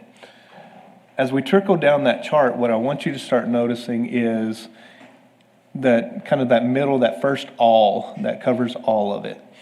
If I keep that residential rate, if I add 1175, it would push our non-residential rate to about $260 to $310 per month to cover my full $15.5 million ask on that. So that kind of puts it in perspective on what a residential rate and a balance on the non-residential rate would look like if I were to fully fund the program. As you trickle down, what you'll start noticing is the biggest impact to the amount of funding that we get is going to be on the residential side. It's a sheer volume number, right? When we're talking 3,000 accounts on the non-residential versus, 30,000 plus on the residential side, the numbers just start multiplying that quickly. So a little bit of impact on the residential side makes a phenomenal impact on the revenue stream without a massive impact to our non-residential property owners. Couple of alls there, so if you push, into that 1675, I can get most of it done. I get my street and bridge, my traffic operations, and my seal coat departments paid for. That would free up about $10 million out of that would be a $10 million revenue stream, so it would absolutely free up that money in the general fund, but it doesn't let me do my alleys, my equipment replacement, or those pay-go projects. So there's kind of a balance there. It's a give and take, right? If you can push, if there's capacity to push the residential rate up to $26.75, so less than $30 a month, that keeps that non-residential at a relatively low number as well, $65 to $115, and it fully funds everything that I'm proposing to do today. So there's obviously some flexibility within this on what council's desire is, where y'all want that impact, and just what kind of services you'd like us to perform and what kind of monies you'd like to alleviate from the current general fund obligation. And I believe that's the end of the presentation. If you want to have any questions, or you want to talk different scenarios, we can absolutely go through those.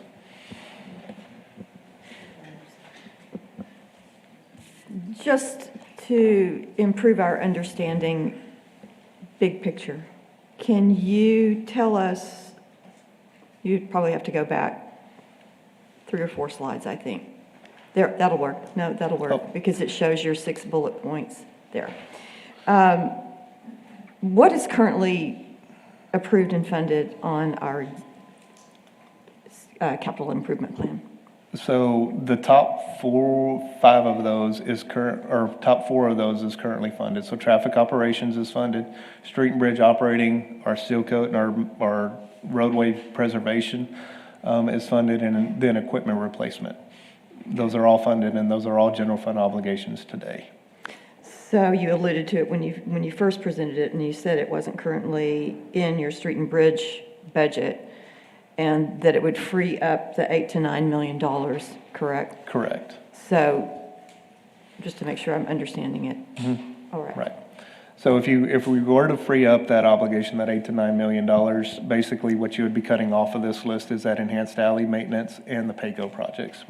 Those are kind of the additional services that we would be performing that we're not doing today. Kind of along her lines. So looking at your numbers, so say if we were trying to get to those bottom 2 only, that's a little over 6 million. That's going to be roughly between your second and third tier there. So if we were in those realms of rates, that would cover your extra projects and leave the others on the general fund, but everything would be covered, right? Sorry, I didn't follow which. Okay, so your first 4 are already covered in general fund, correct? Correct, yes, sir. If we did your total revenue somewhere between that 5 and that 8 million, so second and third tier there, if you count them as tiers, that would fund all your pay-go projects and your alley maintenance. That would enhance my services, but it would not alleviate any current general fund obligation. Right. Correct.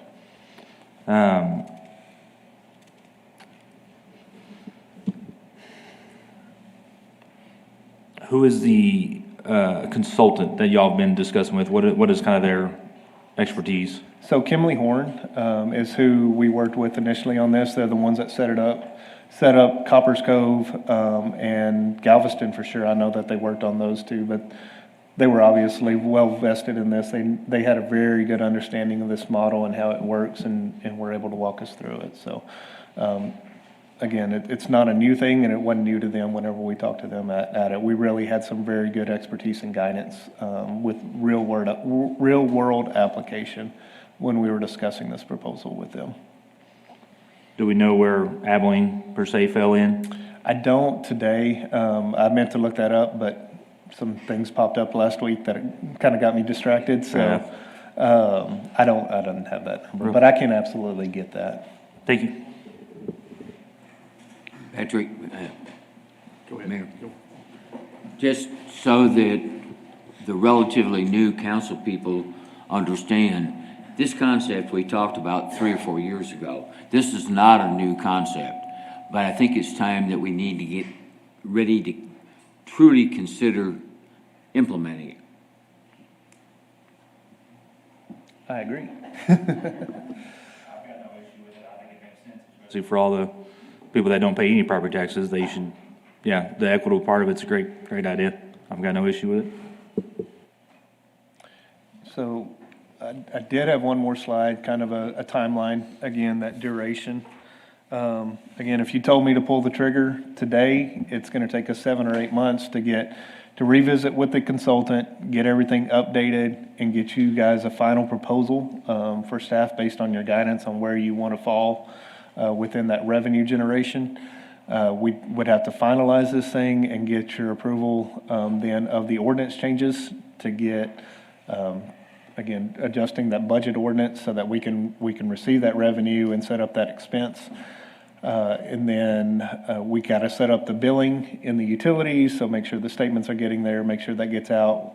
Obviously, included within those timelines is going to be some marketing and some informational stuff going on behind the scenes, and then we would actually initiate it. So 7 to 8 months to get this thing going. If you pulled the trigger in May, that means October 1-ish, we would be ready to go on this. We would have, I think we could absolutely hit that October 1st deadline if y'all wanted, if that was your priority. Patrick, I would like to see some definite projections and examples. I'll just say, use the city of Sanangelo, use the Tom Green County building, use Shannon. I want some examples on them. I want to see some churches. Okay. We'll certainly want to know how it's going to affect theirs. I'd say go ahead and pull a list of 8 or 10 nonprofits to give them a projection. Okay. While these numbers should be minimal, we don't want to affect anybody else's budgeting. I get that. We're all in favor of pursuing this. I just want to see some examples and make sure that we do it. But the most important thing is you're going to set this up in billing through utilities. Absolutely. Okay. Thank you, sir. I appreciate it. Real quick, Patrick, just for reference, it looks like Abilene's around that 875 and then 45 to 95. And they do have some fee reductions for people that make low income, things like that. So there's a lot of flexibility, it looks like, with what we could do to try to help out the people that would really burden them. Mm-hmm. Right. Patrick, Jeremy, thank you. I appreciate it. Thank you. Up next, we have water. John, Danielle. Thank you.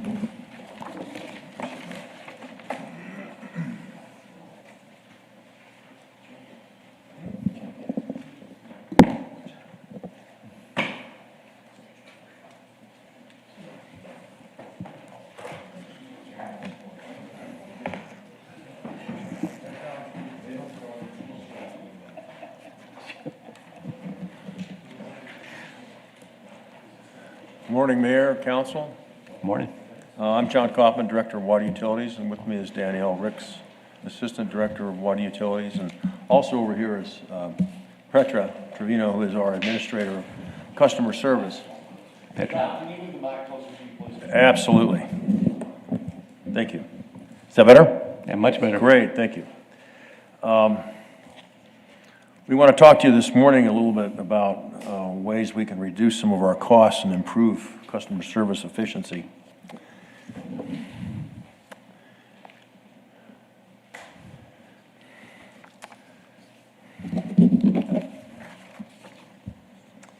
I'm going to discuss the subject of late utility notices, and Danielle's going to talk about customer service portals and mobile applications.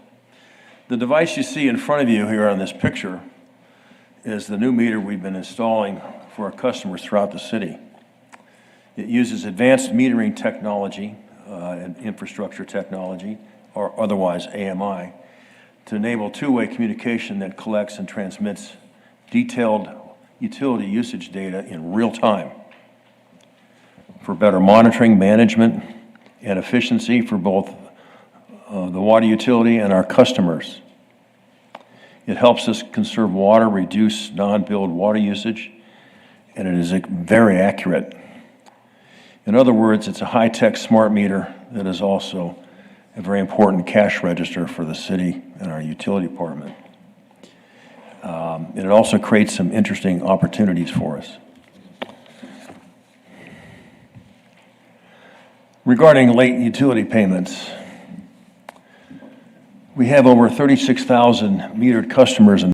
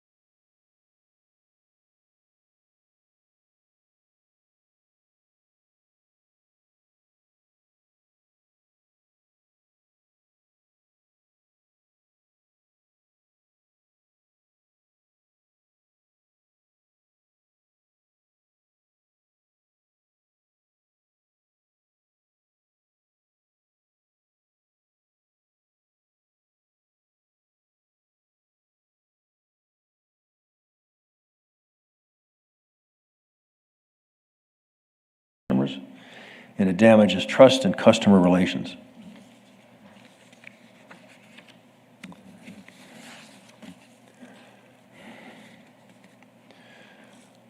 Franchise utility customers, for example, natural gas, communications, and so forth, they don't use this technology at all.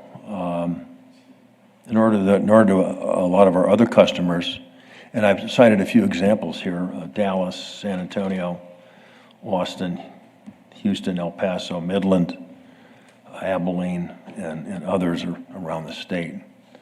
It's a general trend around the state of Texas that people don't do this anymore.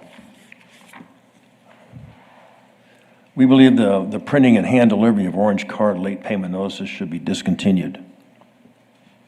Instead, we should employ and use our digital technology for these notifications to better focus our energies on prevention, early intervention, flexible payment programs, and targeted assistance programs.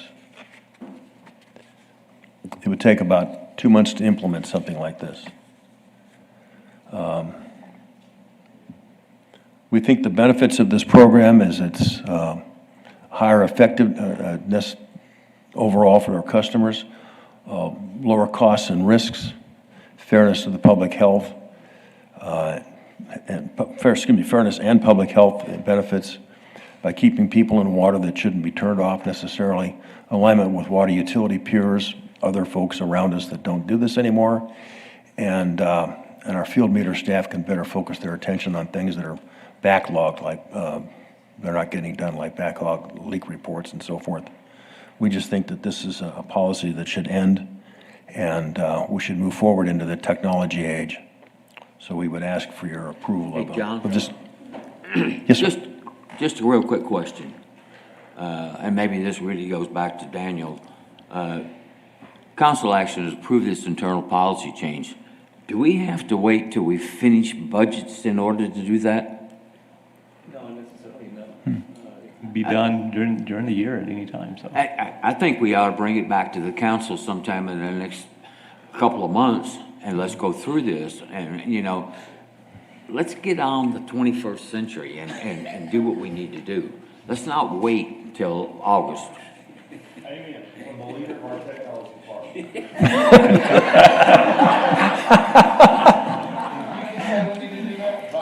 We need to do that. So you're saying we don't need a presentation right now, Harry? Is that what you're saying? Just kind of bring it back and get it done? Good. Okay. Great. Are you good with that? That's what he said. That's what he said. I'll take that as a directive. That's what my sign says. I love Harry Thomas. Are we good? IT department's got it.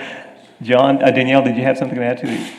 No, y'all are good? Thank you, I appreciate it. No, we got more.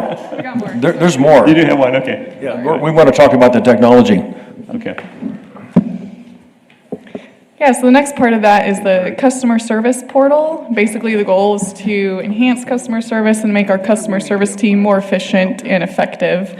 So we think every customer should be able to have access to their real-time water usage and billing data through a customer service portal. It kind of make it simple, so you could just hop on and see what did I do yesterday, what did I do last month, see trends, that sort of thing. Just to simplify things and give answers to customers whenever they need it. It should emphasize clarity, efficiency, and kind of help customers make informed decisions and actionable items. It's going to be bilingual for our Spanish-speaking customers as well. And the goal is just to, again, reduce that frustration and really help customers. So, some of the benefits is reduced workload on our customer service team, help them focus on more of those important items. Customers will be able to see their usage in real time. They would be able to see historical water usage. They'd be able to update their account information, start and stop service. They would get leak detections, early alerts, outage notifications, and that consumption pattern insights, again, to help them make informed decisions on how to conserve water, get those lower bills. This will help customers be much more informed, manage their accounts, and in turn help our customer service team be more efficient and focused on the complex issues. Overall, we would see this as a huge improvement for our customer service and satisfaction. So the current software that we're looking at has a $200,000 initial setup cost and then $175,000 recurring annual cost. We did some numbers, and we think that the current labor cost that would be covered by this customer portal is $360,000 a year. The implementation time would be around 6 months, maybe a little more, depending on that software implementation. The only barrier we saw was the software vendor will have to demonstrate that cybersecurity with our IT team. The staffing impact, again, it would increase staff availability on our customer service team to focus on those more complex issues, measurable performance improvements and lower cost to serve through the portal, and the modernized customer information system with up-to-date real data. And again, this would be available to them 24/7. So they get a leak alert at 8 p.m. They're looking at it real time. They don't have to wait for the next day to get someone to call them back or whatever. They can see it real time.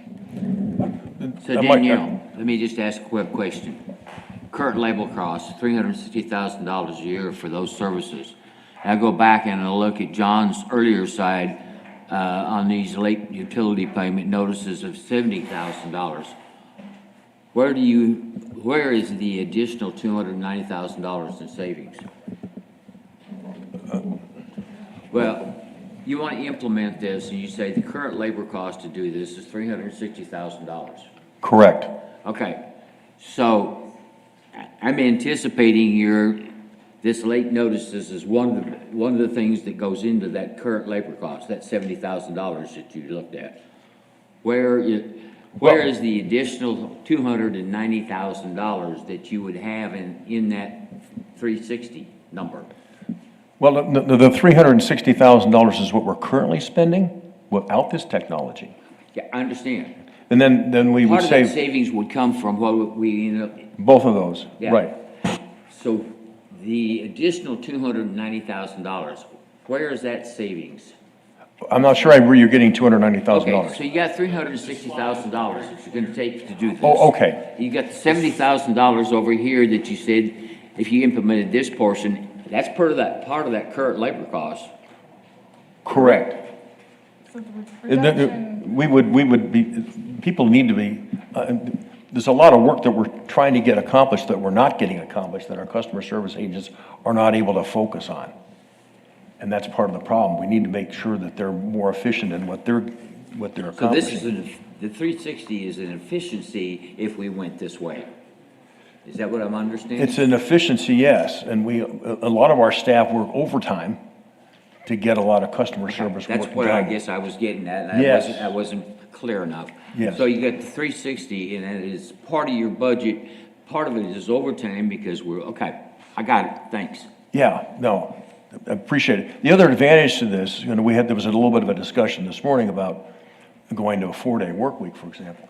This technology is available 24/7, 365 days a year, including holidays.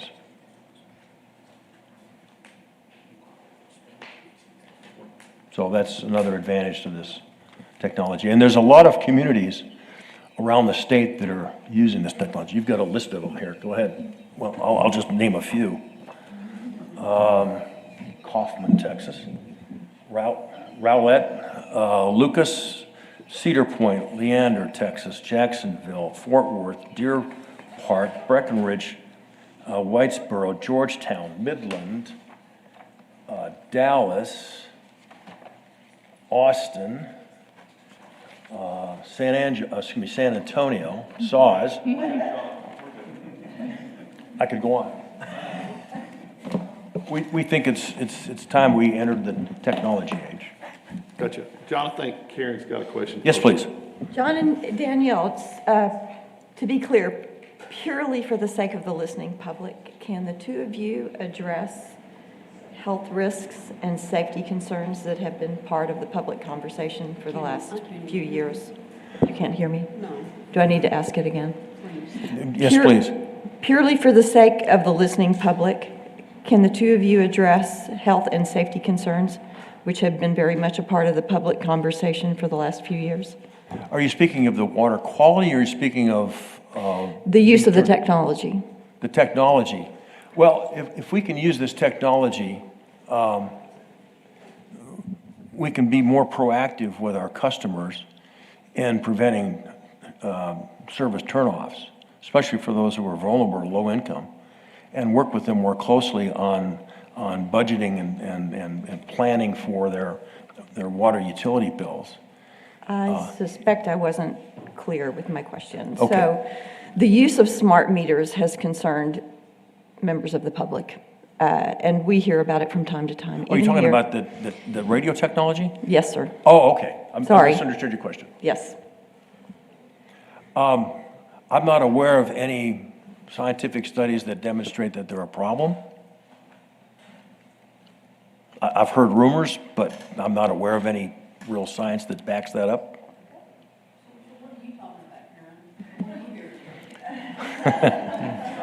Well, they transmit a signal to a radio tower.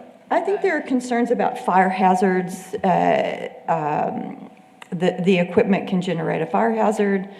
Individually, I think there is also concern, and when I asked my question, I tried to make it clear that it was on behalf of people that have asked us or asked me.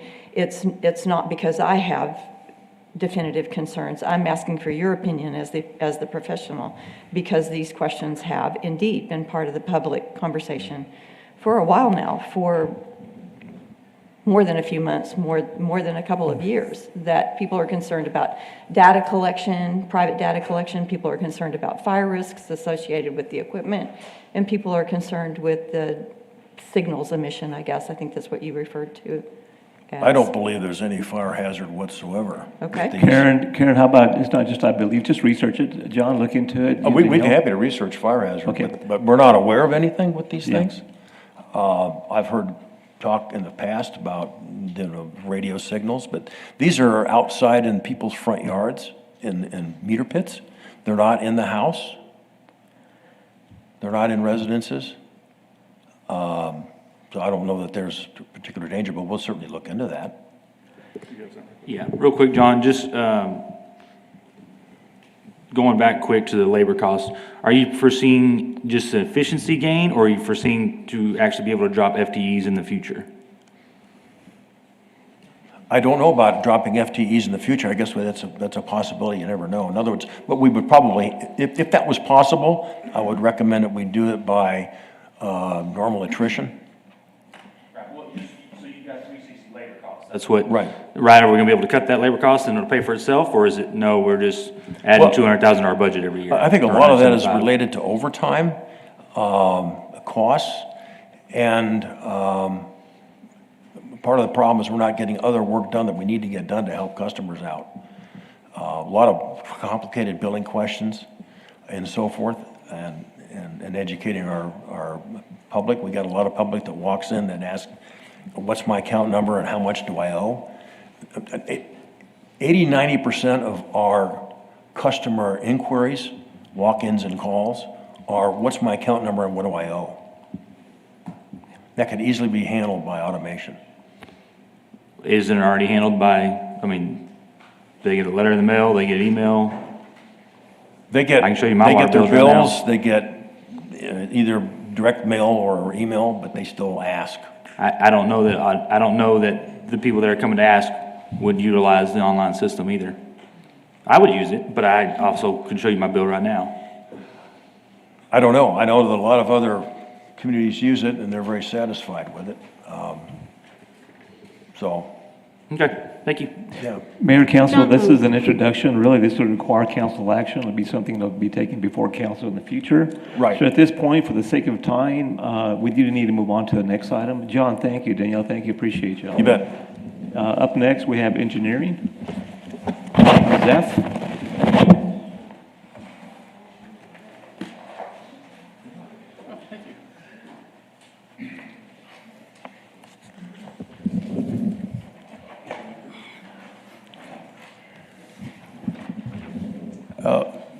Can y'all hear me through this? Yes, sir, you're good. Okay. Okay. Okay, thank you. My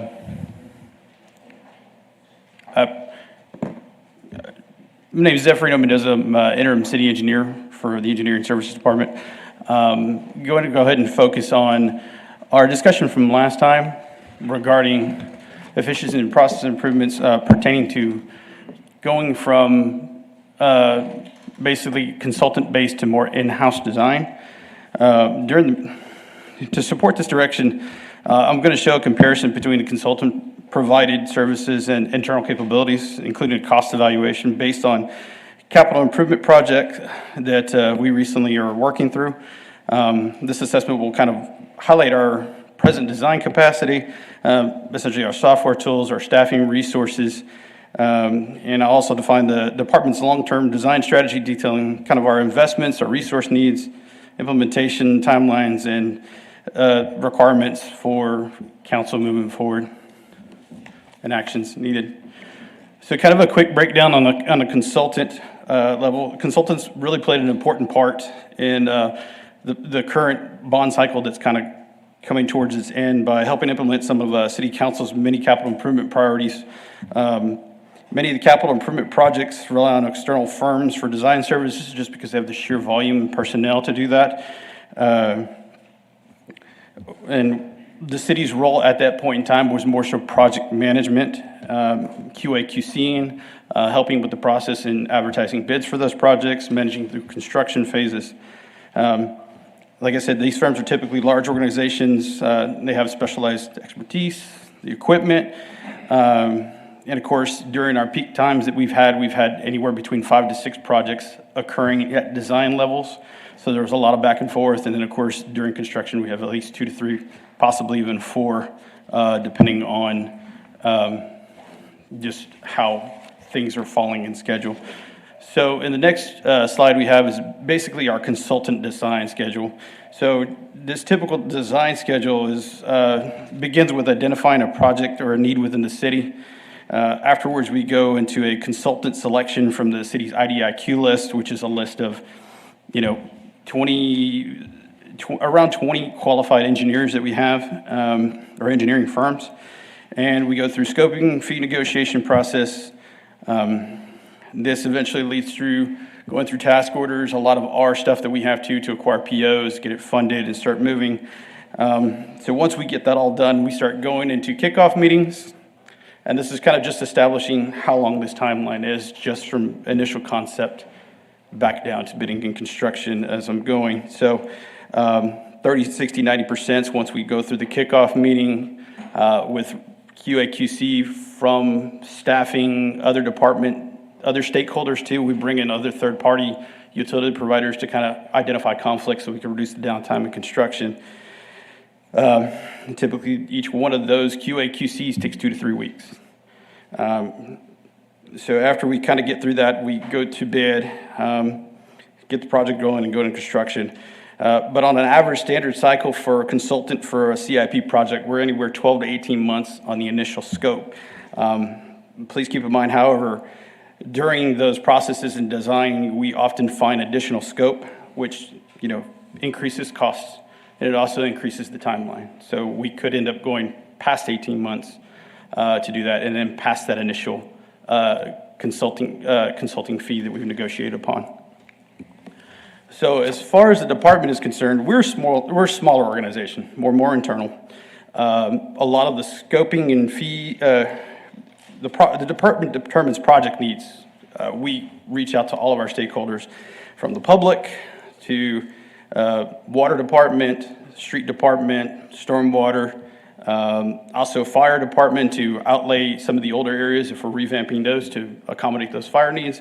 So we're reaching out instead of even having our consultants do all that legwork. So we're able to do that and actually readily accessible just because we meet each other not only just through conversations, phone calls, and chats, but we also have meetings that we're set up for, kind of like right here. We've had conversations prior to this meeting just discussing business and then moving on.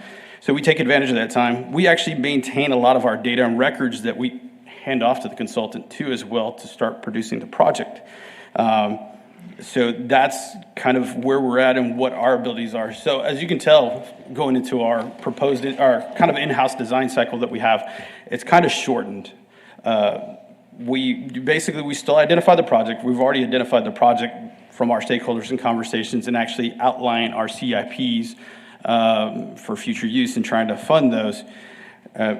So we kind of take out a lot of those kickoff meetings, that scope and fee negotiation. We already know what those are.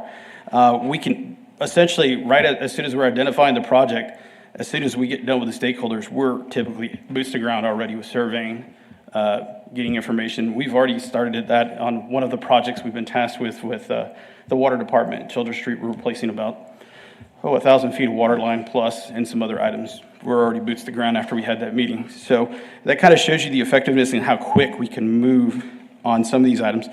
Our QA/QC review times get cut down. Our ability to talk to these utility providers, we're always talking to them on a constant basis. So if we have another call, we just, hey, you got another second? Let's go ahead and talk about this and get this over with instead of waiting and setting up meetings. So that kind of shows what we're looking at is reducing timelines. But as we proceed on as the cost comparison, we're also looking at reducing those fees associated with design. So as we go to this next one, I essentially broke down what we have on a prior project, from project management to survey to geotechnical, a lot of these items.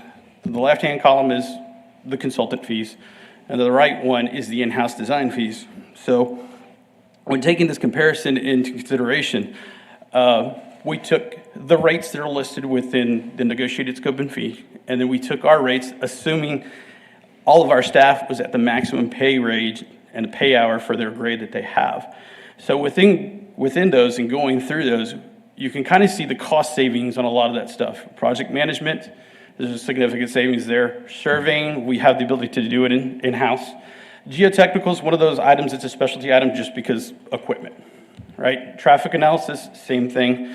It's more so the design software, and you can kind of see traffic signal and then traffic signal that is text out relegated. But when we put that all together and kind of compare those two, there's a potential savings of about $817,000 in this instance. So anywhere between 40 to 60% on average, we can see a savings coming back. There is a little more savings though, because the assumption was staff was at the max hourly range for their pay grade. So that's not technically true right now, but that was an assumption just to add in almost a similar comparison to the consultants' hourly rates. So, like I said, we can do the majority of the stuff in-house. However, those are the specialty items that we still have to contract out for, and there is a potential for a little savings on those specialty items as well. No, I'm good, actually, just turn on, get ready. Like I was mentioning before, there is a little bit of possibility to save on those geotechnical savings because there is not the overhead from consultant to sub-consultant. We just directly contract with those services. So, like I mentioned, consultant design fees range from approximately $1 million to $2 million per year for each capital improvement projects. As I've mentioned before, our peak capital improvement projects, 5 to 6. So if we're hitting 6 capital improvement projects with a consultant fee, we have $12 million that we're possibly using there. And then if we're talking about a 40 to 60% savings, that's a lot of money that we can turn around and reallocate to other projects. For instance, in the rehab and the PAYGO, we can bring a lot of that stuff in-house design, and we can efficiently move forward with those timelines and actually plan out our projects accordingly. So we can follow up with water, do the design for water, sewer, take care of those, and then so forth with that, and then just kind of create phased projects or capital improvement projects. Probably not as grand scale as 2 to 3 miles that we have been doing on average, and those projects have been, $20 million plus, but we can handle more so the smaller projects that are $2, $3 million, $5 million, and then phase that along a street from intersection to intersection and the improvements associated with it. We're able to keep records, maintain data accurately on that, so that way we can transition to those. And the idea for us too is moving forward is when we get downtime, we're still producing these plans. So that way when funds are available or even grant opportunities that we've been seeing lately, they essentially want plans ready, basically shovel ready. So as soon as we apply for that, we've already passed that point that we've already created a plan set, we're ready to move. And all it is just trying to have that project meet the criteria for the grant funding or TWD funding, whatever it may be. So with that in-house design resources, our current resources, we have engineering staff. We have about 13 individuals on staff, 3 to 4 licensed engineers, 2 CAD techs, survey techs. We have design software that is comparable to in current and in line with a lot of the consultants. So even if we were to hand over data for a consultant for something that they need, they would have that from us. So moving forward with that, though, there will be additional needs coming up front with additional software and training, just to kind of keep our guys in line, current with the new tech and software. Potentially full-time employees, a couple of professional engineers, some GIS techs, CAD techs to help with the design and start putting that in. And then essentially a development reviewer to help out with a lot of the new development stuff that's coming in. So that way we can guide those developments and actually have that data in-house so we could look at doing assessments for water, wastewater, and stormwater as we move forward with more in-house design. Before you move on. Yes, sir. Under your needs, you got $817,000 savings if we do it in-house with your previous slide. Yes, sir. What's the cost going to be here for the additional software and the 3 full-time employees, 4-time? Yes, sir. If you let me get to switch to the next slide, I outlined that for you and I can answer your question, sir.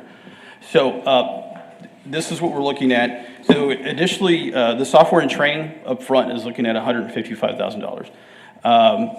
The staffing and FTEs, we're estimating at $410,000. So overall, if it was a full ask and it was able to be given on May 1 of this year, it's approximately a $565,000 adjustment.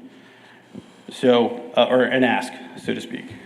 And Harry, council, keep in mind that when he showed you that savings, that was just on a project. Correct. And at any given time, we may have 2 or 3 or 4 projects going on the books at any one given time. Yes, so the 800,000 multiplies into 2.2, 2.4 million, possibly even more. So we can actually fund more PAYGO projects as well. Certainly, I'm in agreement that engineering needs additional people. Many of the projects over the last 10 years that I've been part of the approval process, we had to bring back in because there was something that was not correct when we first went through the review process, and we had to change. So I agree with Zeph. We certainly can make it, engineering more efficient.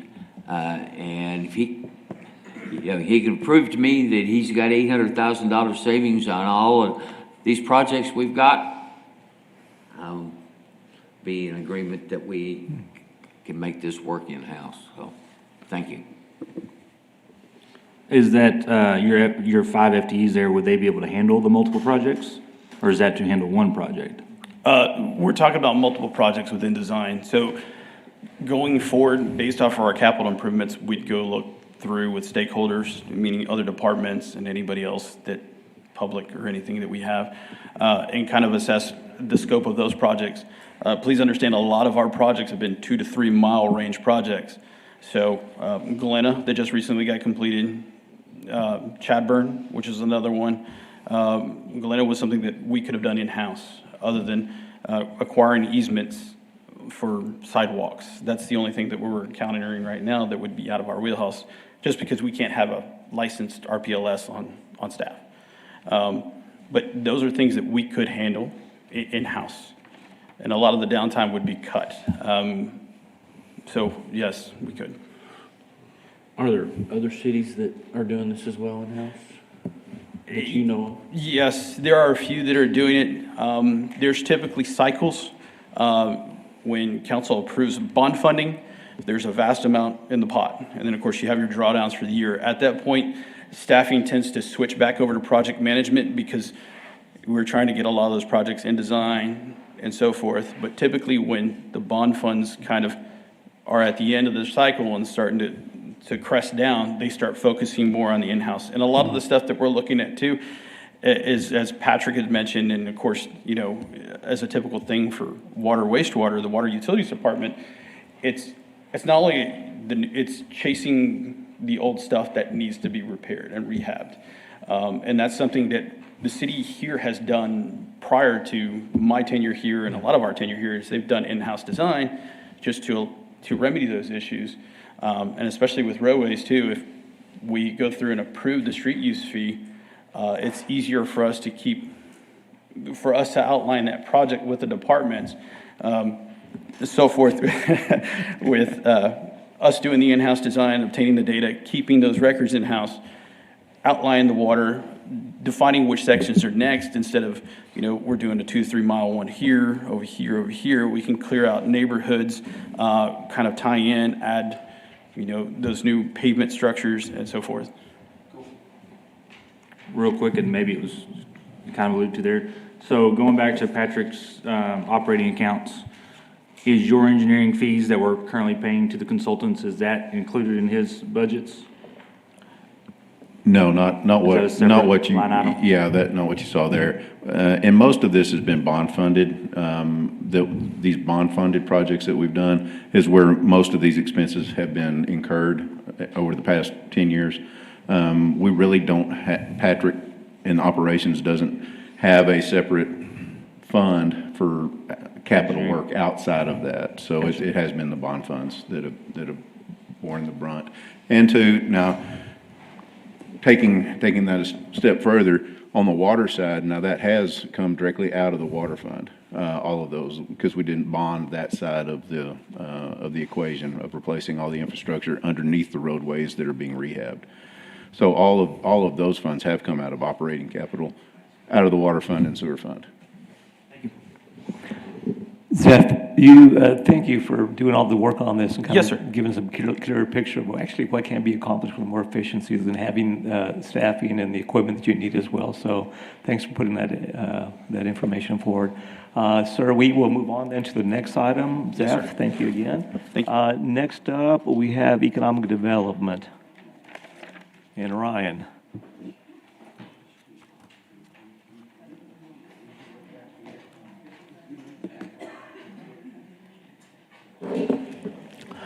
Good morning. Good morning, Mayor and Council. Mr. Valenzuela, I'm Ryan Gaddy, Economic Development Director. I see Daniel looking at his watch, so I'll get through my presentation as quickly as I can.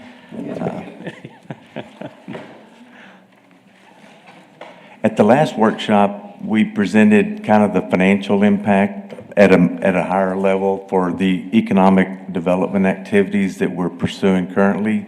And, I mentioned before that most of our efforts are in partnership with the Chamber Economic Development Group. So a lot of the projections that you see here are based on what they are chasing in terms of new opportunities and what they're looking at in terms of BREP opportunities. And then, of course, what we have going on with some of our infrastructure assets like the rail port, our industrial park and so forth. And also the airport, because that's one of our key infrastructure project areas. Before we talked about I provided kind of what the one-time and the ongoing annual impact of our efforts are. What I've added to that is the annual impacts that those particular efforts will yield. And of course, this is the financial impact to the city of San Angelo, the general fund primarily. And it includes property tax, the sales tax like during the construction phase of the projects, and then of course the sales tax going forward, primarily due to the jobs that are created. It includes an element for the building fees and then the utilities and franchise fees. Now, the top section shows the $100 million capital investment and the 90 new or retained jobs that the Chamber has included in their KPIs as part of the current year contract that we have with the Chamber. And we had a meeting on Wednesday with the Economic Development Corporation Board, and currently they're at about 30 million in terms of the 100 million, but that doesn't include the data centers that they're pursuing. So if you look at that, we have a model that we use to calculate the impacts going forward. The $800,000 on the property tax side associated with that $100 million, it will yield about $800,000 at the current tax rate. And if we schedule that out based on when we think those properties might be constructed, you can see that for fiscal year 27, it's about 160,000, and then it grows each year because of the phase-in approach to construction. So without going into a whole lot of details, you can see that when you combine the initial and the $100 million project, and then we have a $160 million project that we're already contracted with. It's associated with a battery energy storage system, just going to be built just right on the fringe at the north of part of town. And that project is already contractually, and we've already got a tax abatement for it. And then you add to that the projects that we have associated with infrastructure and real estate development. And you can see that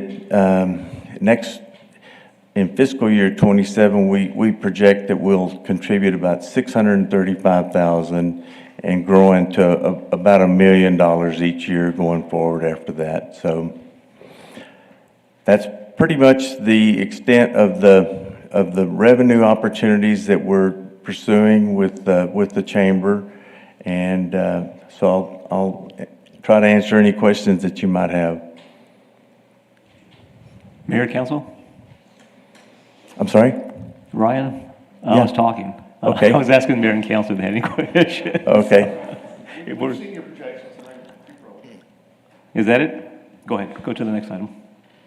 No, Are that's you it. done? That's it? Yeah, I mean, I'll caveat, the revenue projections, the timelines are obviously are based on the recruitment and expansion, the deals that we're working on, the closing, the construction completion, and then, of course, the jobs. Right now, we're only including in these projections what we expect, or, what we've targeted and what we've included in the KPIs with the chamber. So it should be incremental each year. Next year we'll have another target of, let's say, 50 million of new activity. We really don't have any legal or policy barriers. There's no staffing impact. The community impact associated with these projects is, primarily sales tax, utilities, et cetera, and they are included in the projections. And of course, any projects that the Development Corporation funds do require for any incentives have to be approved by council, so. Okay. Ryan, I have a question. I haven't had a chance to watch the Wednesday Coastal DC meeting. Did they give you any of their results to date on any of the NAICS qualified businesses that do qualify for incentives? I think we've got 140 to 150 of those businesses in town. Did they talk about any activity in that arena? Their primary approach to addressing that BREP opportunity is through what they refer to as their SARMA network. And that network covers probably the top 20 to 25 manufacturing and NICS eligible businesses in the city. And they do have periodic meetings, and they have targeted when they're going to meet with those individuals. Now, at the Development Corporation, we're going to start engaging in that process as well, because we do feel like that there may be more opportunities than what they're addressing currently. So we're working with the Small Business Development Corporation, and they have provided us a list of all of those and that they received from the Workforce Commission. We're going to create basically what most sales organizations use is a CRM, a customer relationship management tool, and we're going to start reaching out to a lot of the ones that they may not necessarily focus on. Good. So, thank you. Yeah. Any other questions for Ryan? Ryan, thank you, sir. Appreciate you. Mayor, we're scheduled for a break right now. Did you want to go ahead and move forward with that, or? Somebody need to take 5, or can we keep rolling? Let's keep going. Okay. You gonna run to the restroom? Okay. Okay. We actually have a switch here. So, Chief, you're up next.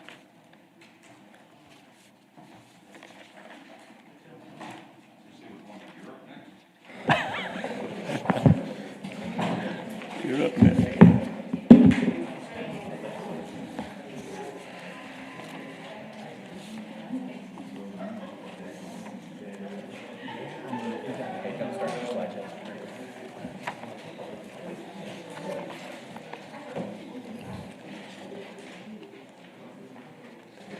I was told not to start yet, so.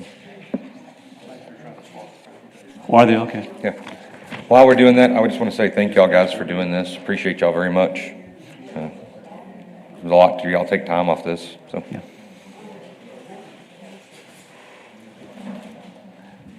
I can also thank Aaron for switching with you. Giving me a spot. Aaron, that's one. That's one. Aaron's been a big help with getting us the drone as first responder. Yeah. So, say publicly thank you for that, Aaron.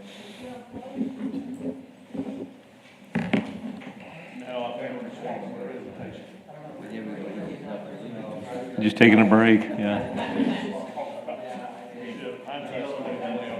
We can still do it. I mean, 5 minutes? Let's call for 5 minutes. Let's do it, yeah. Okay. Sorry.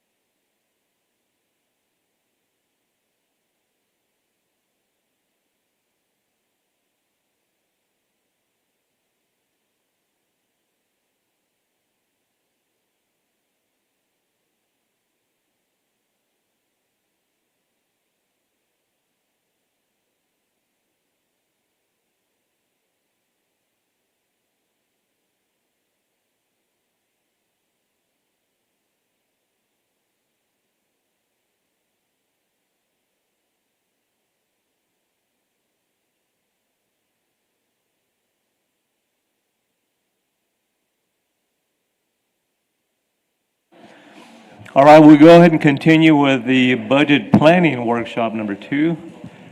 Chief, you are up.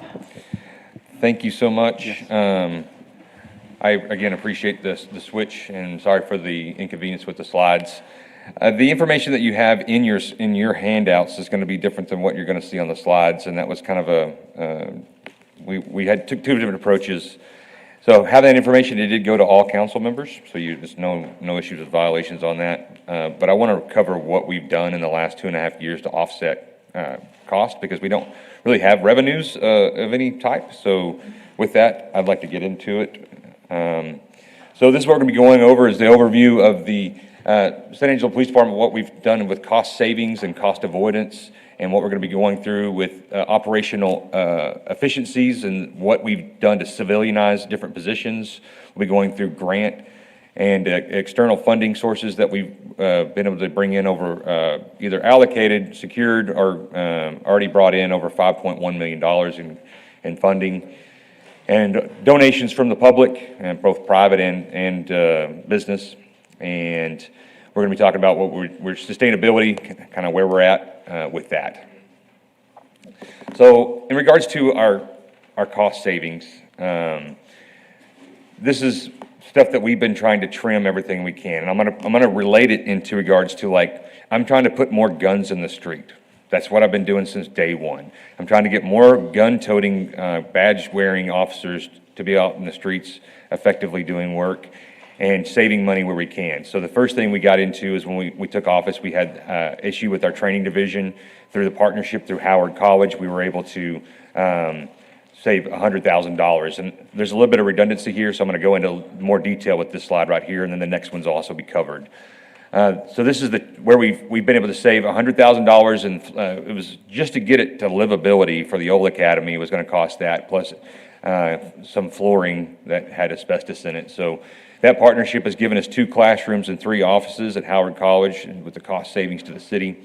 And it also makes it closer to both our gun range and then to town. So when officers are actually having in service, they're closer to town. So if a disaster was to occur or some sort of emergency they need to respond to, if they're on the SWAT or a hostage negotiation team, to be able to get there faster. What we've done with the school resource officer program, I believe in keeping kids safe, and we have some things we're working through to really bolster that. In this, the school district has agreed to pay for 2 police officers, 1 at each high school, and they also pay for a supervisory position. That would allow us to go over our full-time FTEs if we ever get to that point.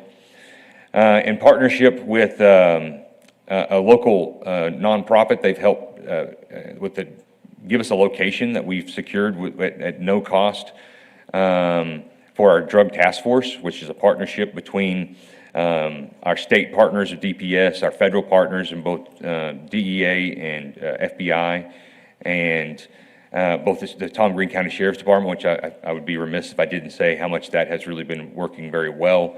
So they have a deputy that's assigned to the area drug task force, and it's been doing a lot, and we'll see a lot more from that in the future.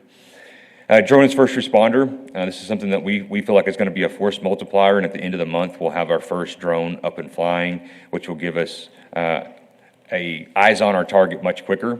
And this is, I think, going to be a cost savings because we can not send officers, we can allocate our resources where we need to, and that's why we list that here. The operational efficiencies and the civilianization of what we've done, the department has really shifted where we can appropriately. We've shifted duties that did have guns, did have supervisors, and put them back into the streets. And so we took a position that did have a sergeant in it, and we transitioned that, what's called Axon coordinator, but what that really is a digital evidence custodian, and they facilitate that evidence getting to the courts and managing the totality of the body-worn cameras and any pictures that are taken to make sure that gets done appropriately. And so that was a cost savings, and we got the guns back into the street. We did eliminate 1 administrative sergeant position in the process of the deputy chiefs, and we felt like we made that flow a lot better. We also cut down our public information officer down from 2 positions full-time to 1. We did the same thing with our internal affairs. Both of those positions were done so with with collateral duties, right? We had to find other people to do the job alongside them, so the workload didn't lower. We're getting it done with overtime. We're getting it done with other people's duties to help put a Band-Aid on a bullet hole. These are not sustainable, and that's kind of what we're listing down there at the bottom, that this is just something to get us by and to help save, because you can talk to finance. I mean, our overtime is really high, right? If you've seen the budget book, you know that it's because we're having to answer the calls for service and get the impact to the community, and we're doing it so in a manner that is able to get the product done, but this is not sustainable, and our morale is already starting to suffer, and our service delivery is starting to suffer. When it comes to public safety officers, this is something that I've been trying to implement, and I believe in this product and this position, if you will. This is a way that we can offset and put a lower cost personnel that's not going to do gun toting, not going to do enforcement. This is data collection, this is traffic control, this is administrative, this is things that officers are currently having to do that we can facilitate in a manner that is going to streamline the process at a lower cost, and also provide a feeder program for us. Right now, if you want to be a cop and we go to the high schools and trying to keep local individuals here, they have to wait until they're 21. The only thing we have really is dispatch, and that's a very difficult spot to be in. So not every cop should be a dispatcher, not every dispatcher should be a cop. It's a very different spot. Chief, how many, if you implemented the public safety officer, how many patrol officers do you kind of envision that you could kind of free up there to actually be out there patrolling? Yeah, so I think we're looking at 10 positions, and I'm going to be honest, like every metric, that's why when it came to this stage of the budget, I didn't really know necessarily how to approach this, because we're so far behind in every metric that really this is just going to be another Band-Aid to get us to where we need to be. Because when you look at comparison of staffing, we should be probably 30 officers more than we should. We probably should have, 20 more support staff. But, if I went through the budget, and in a perfect world, if you had a magic wand today of what it would take to get the police department right, to average, it would be like $90 million, right? For a new police station, for a command vehicle, for an armored vehicle, for salaries, for the staffing we need. That's still a low number, honestly. Now reoccurring would be like 7.9 or something. I'm not expecting that. We live in finite resources, and I've come to you last year with conservative and what I think that can get us by and building up over time, and I believe in that product and that approach. And so in this would give us a Band-Aid to boost morale, to show that we're going to be able to offset some of the task. And honestly, we don't know what we don't know, right? So meaning, if we get up to 190, 185, 195 officers, we might find that our work capacity, which is being offset by drone as first responder, as a real-time crime center, and with civilian staff to offset that we might not need to go higher than that. And so, conservatively, this helps us step in the right direction to offload some of the stuff that's happening to patrolmen, to get them back patrolling the streets. And I think that effectively, 2 public safety officers in the field, meaning working with patrol, and then 2 officers on the front desk by themselves would free up 2 officers a day, conservatively. So that means when we start our shift, people think that we have 30-something cops out there working. It's not unusual for us to have 11 or 12 because of our staffing numbers, and a lot of those people are working on overtime.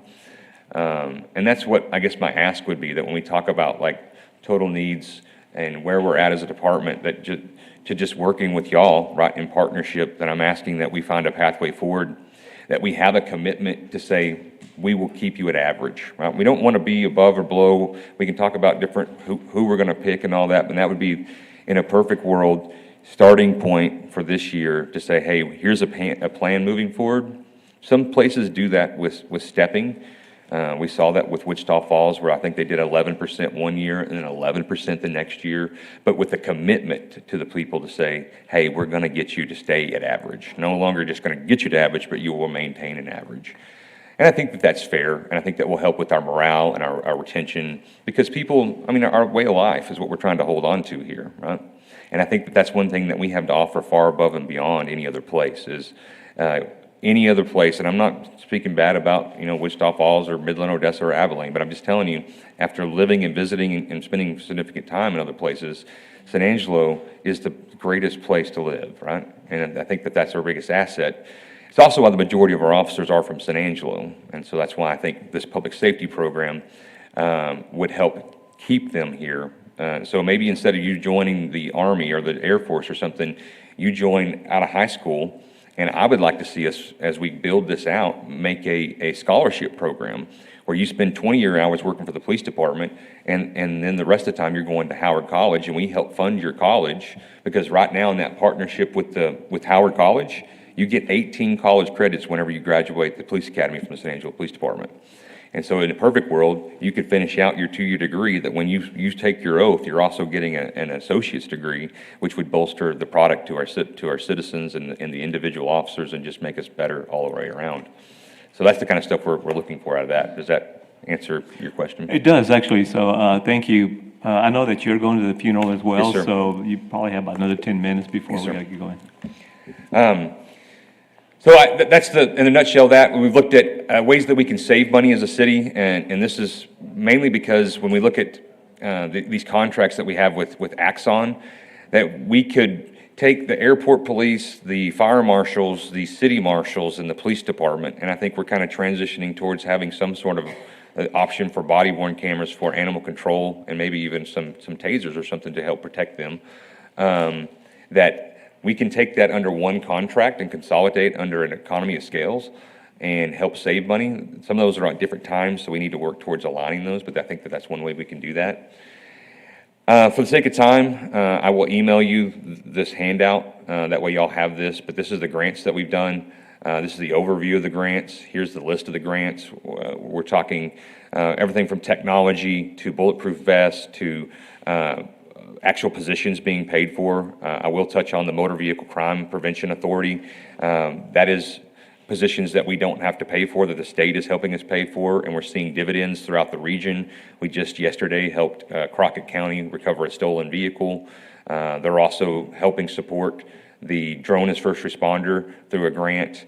So everything that we're doing out of that $5 million we brought in, we're not just sitting on our hands. I'm not trying to just come to you and ask for money and say, hey, we're way far behind. We're actively doing everything in our power, from down to the last one there, constantly asking Walmart, and I appreciate them so much because on little things matter.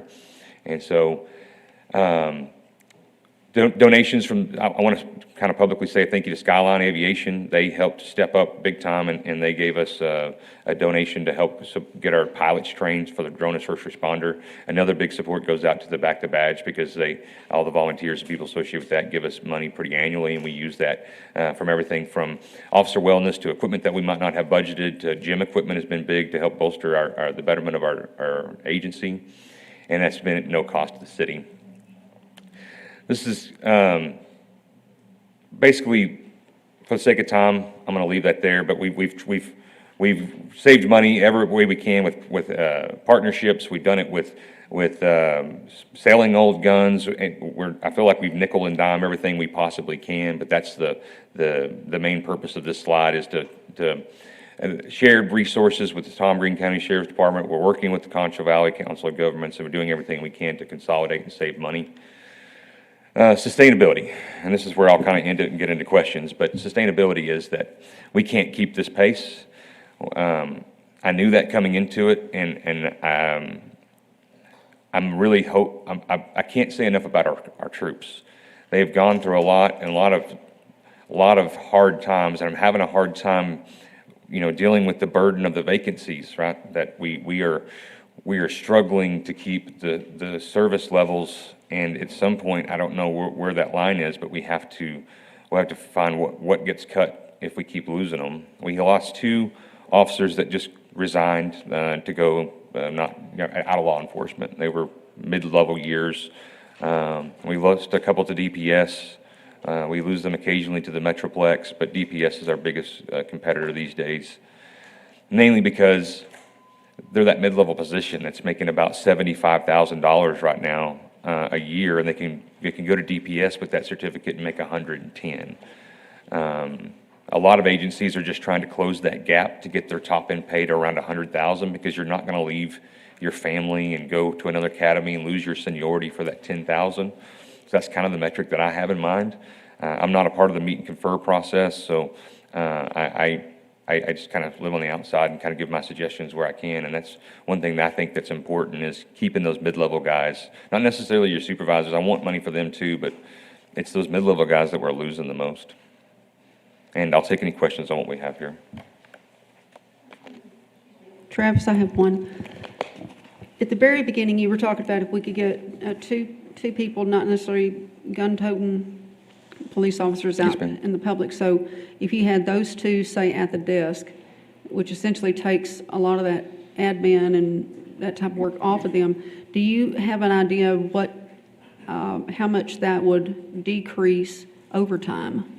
Yeah, so I think totality of everything is when we're looking at, if we can get, if I had a perfect ask this year, I would ask for my 6 positions back to get me back to 180 and give me 10 public safety officers. Both of those are about $650,000 for each one of those requests. But with those, and we can get the staffing up and the salaries to maintain what we have, right? That's the 3, I guess, really is the biggest, because we already touched on that, but that we will be able to lower overtime, right? Because we can work through efficiencies. And I think drone as first responder is going to make a bigger impact than we think, but we don't know yet, because we're talking about getting eyes on a critical incident to include fire, crashes, and other things like that. We're covering a mile in about 45 seconds. And we strategically placed them out with 4 drones that, by summertime, we think that we're going to be able to see a big impact on that. So we can clear call faster. We can have officers assisting in taking these reports to the front desk, working in the field to help them pick up, if you arrest somebody that is, has a lot of property, the jail won't take it. And so then they have to drive from across town to come to the station, log that property in, then take the person to the jail or vice versa, and it puts them down. So if we have people that can fill that intermediary gap, then that's what we're looking to do. And that could be in CID, helping call victims. That can be in patrol, finishing felony packets. A large portion of our patrol officers are now having to do the felony investigations themselves. So we draw a line where we kind of look at major crimes and low-level, state-level charges that the officers will do those. And there's a lot of paperwork that goes with that you have to put together. It's a case jacket, just like you're a detective, that we can have those individuals put together that work for them and offset that to get more officers back in the street as a force multiplier. Do you have kind of a ballpark? I'm not going to hold you to it, but just a ballpark on what you think your gut feeling on overtime saved just by having those 2 extra? Well, I can tell you that we would be closer to our budget. Really? Okay. We don't know because I don't know how many officers are going to be able to hire, right? So that's the 2 different factors is depending on what kind of incentives we get and how many officers we can get to come back. And we did speak to Wichita Falls, who did that 11% each year a couple of years ago, and then have just been maintaining that average, that they were experiencing large levels of open positions. And since then, they're down to 4 open positions. So it does matter. We have a finite pool, guys, and that's the problem is the supply and demand of police officers has shrunk so much that it really is putting a strain on everybody. So we're all trying to fight for a much smaller pool of officers. And, in one case, we've seen them start at the Tom Green County Sheriff's Department as a jailer, transition to us, and then transition to DPS. And it's just that they keep going to where they're going to better their family with benefits and pay. Okay, thank you, Travis. Questions for Travis, for Chief? Travis, how many people do you need to add? I think realistically, with the budget and the finite things of where we're at right now, I think that if we have the 6 officers back that we lost 2 years ago, and we add 10 public safety officers, and we get the pay to help maintain our people and keep them here, that is huge. And then obviously my priority is going to be the people that we have. So pay first and then work down that line. 16. Yes, sir. You add 15, 16 people. For this year. Cost $3.5 million. Roughly. Roughly Yes, 3.5. yes, sir. To do a Cadillac version and do where you want to go with 7.5. But to get you up to where we need to be, your opinion on that paper is $3.5 million. That would get us in the world that we're living in right now. Yes, it would make a huge impact on our morale and our impact to fight crime. That's all I need. I need to go find 3.5. Before you move up, Travis, real quick, you guys got a graduation next week, but you're only graduating 2 people, is that correct? Yes, sir. So when you started that process, how many people started that process? Yes, sir. And we got to 2. Well, I want to thank HR on something because they helped us work and change our process. Used to, it was a very rigid civil service. A couple times a year, you be at this location, do this thing. We've changed that through the meet and confer process, and so we now test at different times, multiple times throughout that 3-month time frame roughly, and we had 86 people apply, but only 13 are going to make it to boards. Out of the 13, we would be good to get 10. And out of the 10, honestly, maybe 8 make it through the academy. Out of the 8, we're hoping we maintain them. So your point earlier, Yes, sir. the pool that you've got has shrunk significantly. So even if this particular group says 10, 12 officers, you may not get to that spot for a couple of years because you don't have that many people applying. It's possible we're going to hyper-focus on trained police officers, and we think that whenever we look at the way we structure our pay, that we'll become where they won't leave. So like we talked about where they go from the sheriff's office, they come from Ballinger, we just had one, we're hiring from Kerrville, right?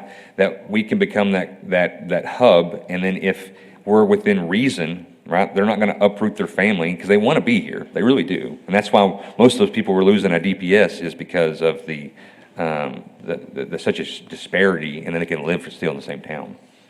Thank you.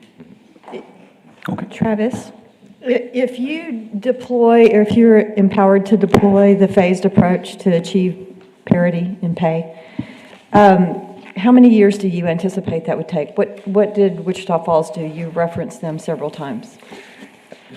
The best of my memory off the top of my head is that they did 11% and 11% back-to-back 2 years with a commitment to their officers. We've seen that several cities across Texas that have just said, hey, we're going to make a commitment as a council or as a city to say this is where we're going to stay and then manage that.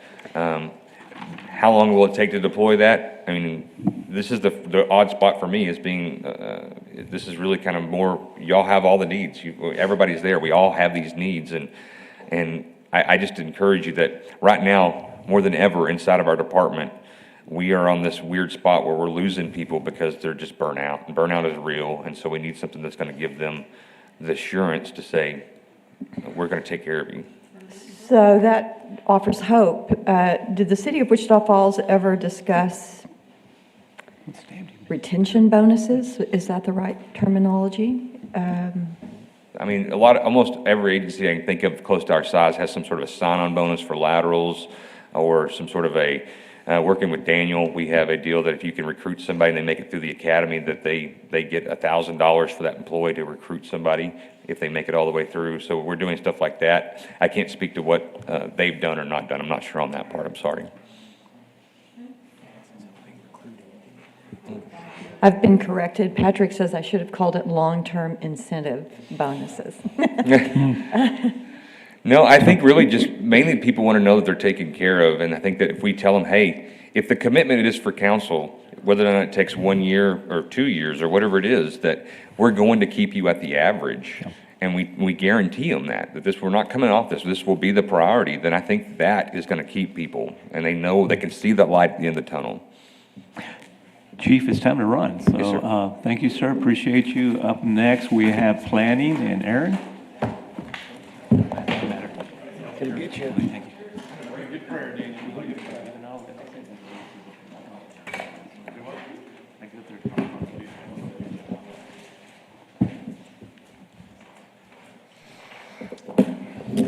All right, Good morning. Aaron, the clock is on. All right.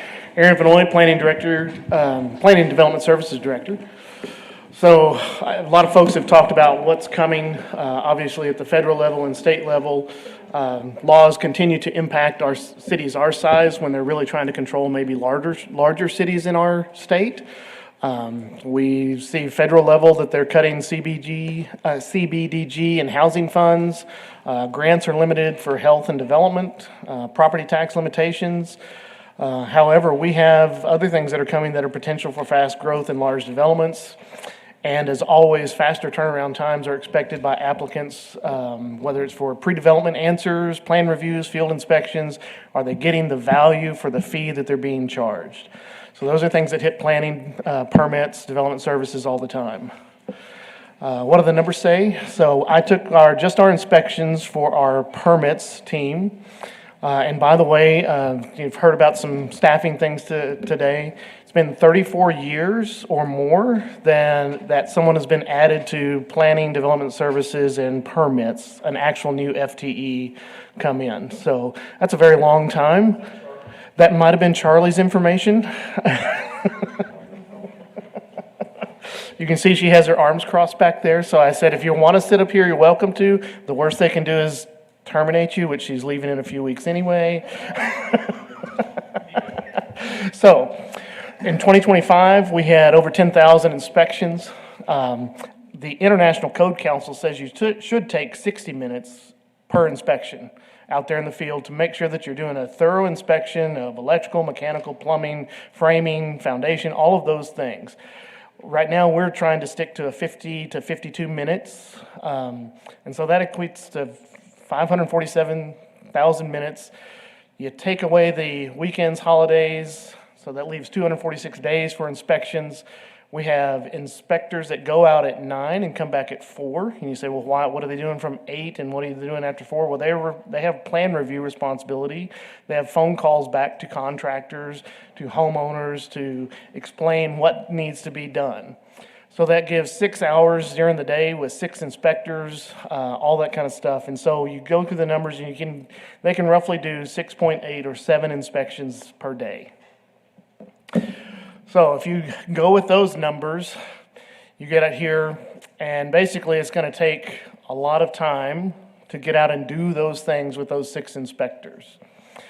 And if you look at those numbers, at 88,000 minutes per inspector per year, that's a lot of time. 531,000 minutes out there in the field doing inspections.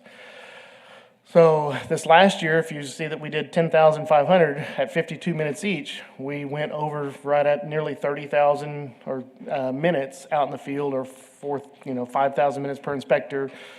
So 120 extra days that we had to shorten our inspection times, which means we're not looking at everything when we're out there. And that can be very problematic, because are we ensuring that every contractor is doing everything right? That's the whole point of us going out and doing that and having buildings, whether it's residential or commercial, that are safe for our community.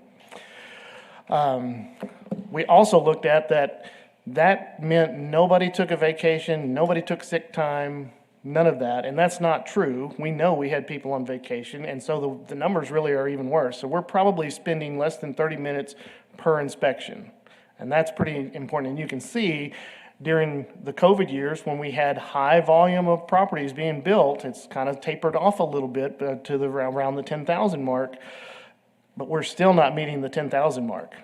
We're just not there. We just can't do it. There's not enough people. And we had a lot of long-term inspectors, and a lot of them have retired out now, and now we have younger inspectors. And they're eager, but they also get burned out, just like as any of the other directors have talked about. And so we have to think about that as we move forward. So efficiency 1, annual review of fees, we are doing that now. That's not something that needs council action necessarily. We are doing that now. But we have to stay with real-time data that shows the hours and processes and the volumes. Our fees will be different every single year. That's just a fact. Now, some of them may go up, some of them may go down, depending on volume and how much time it takes. Right now, there's a backlog because of some software changes that we don't know exactly what our numbers are quite this year, so we're still working on that. Efficiency 2 is a one-stop shop. We have space within our building to allow some other development folks to come over during the week and office out of there, so that we can say, hey, we have office hours for maybe it's the fire marshal's plan reviewer, or maybe it's an engineering person that's going to sit there. We have room for that. And what we are seeing is that the more people are in the same building, the better the communication is. Yes, we can email all day long or pick up the phone. Most staff rely on email. And you can't tell tone, you can't tell intent, and that tends to break down communication of, hey, I don't want to answer that person today. But if you're in the same office and you can literally get out of your chair and walk over 15 feet, that makes a huge impact of building a cohesive group. So we think that's a limited cost for some monitors. I mean, with the cubicle spaces are there, the technology's there, they can bring their laptops, plug in, say, hey, I'll office out of here today, whatever it may be. Efficiency 3, consolidation of reviews. We're looking at trying to do a better case management program instead of pointing the finger across the aisle. Is maybe we have a residential team that they're going to go and sit in one of the conference rooms, and so it's a planner and whoever else that needs to look at those, they're going to sit there and review it together. Let's get this together so we're not pointing the finger and hoping they're going to look at it in the next day or the next day. How do we make that a little quicker? And all the way from land site, residential, commercial, things like that. Teams could meet daily about what's going on. Less than 1 hour. It doesn't have to be a long meeting. It can be, hey, what are we working on today? Get strategized, be solution-oriented, and standardize the applications and the reviews to move forward. So it's easier for applicants to understand what's coming along and what needs to happen. Over time, this is more of a longer term, and I think some of the other folks in the group also talked about how do you do an organizational change. This one's kind of an organizational change. If we are going to have to contract for whatever the reasons are, whether that's tax dollars or loss of revenue, whatever, is there a consolidation of field teams to cross-train folks that are already in those field areas to do other things? Do we have that time to do that? What are our strengths? Where do we overlap? How do we consolidate vehicles, trips, all of that stuff? We know what fuel costs today. We don't know what it's going to cost tomorrow. But if there's a way to consolidate those things, it's the only way we can, from our department, is to try to reduce our costs. Our fees are the highest fees out of the 10 sister cities. We are getting more sophisticated of what goes into our fees, from our software costs to our overhead, but we are very high on our fees. We know the federal government's, or not the federal, but the state legislature is going to look at impact fees, and they're trying to cut impact fees coming up. We don't really have any here in the city, but that's just another revenue source that may go away. And so that's the challenge for us. So again, our permit fees, we're budgeted this year at 1.5, planning and development fees at 100. If you did a 5% increase just due to volume or fee increase, that's $82,000. It's not a huge number. It doesn't really cost for an additional staff member, but that's if we were to raise our fees 5% across the board. While it brings in revenue, it's not a high volume of revenue.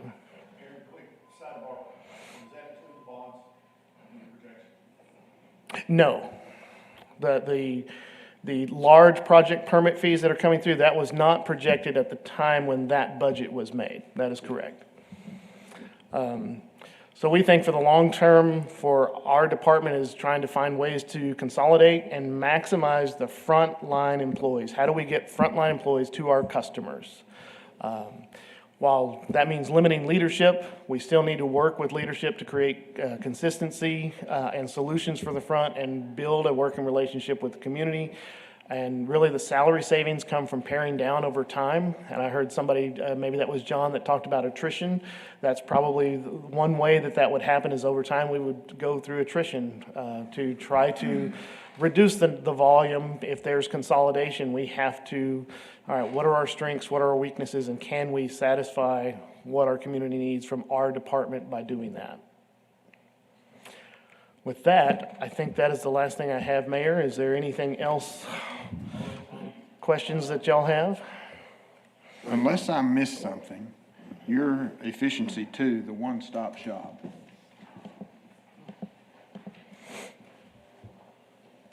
This would be like the first step. Now, I think long-term, how do you get everybody in the same building? But that's a longer-term, bigger ticket item. How do you get all those departments in the same building?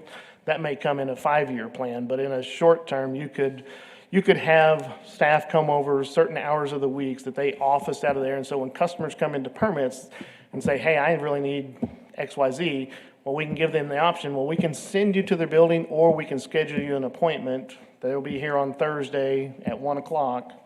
come back, whatever it is, if that's more convenient.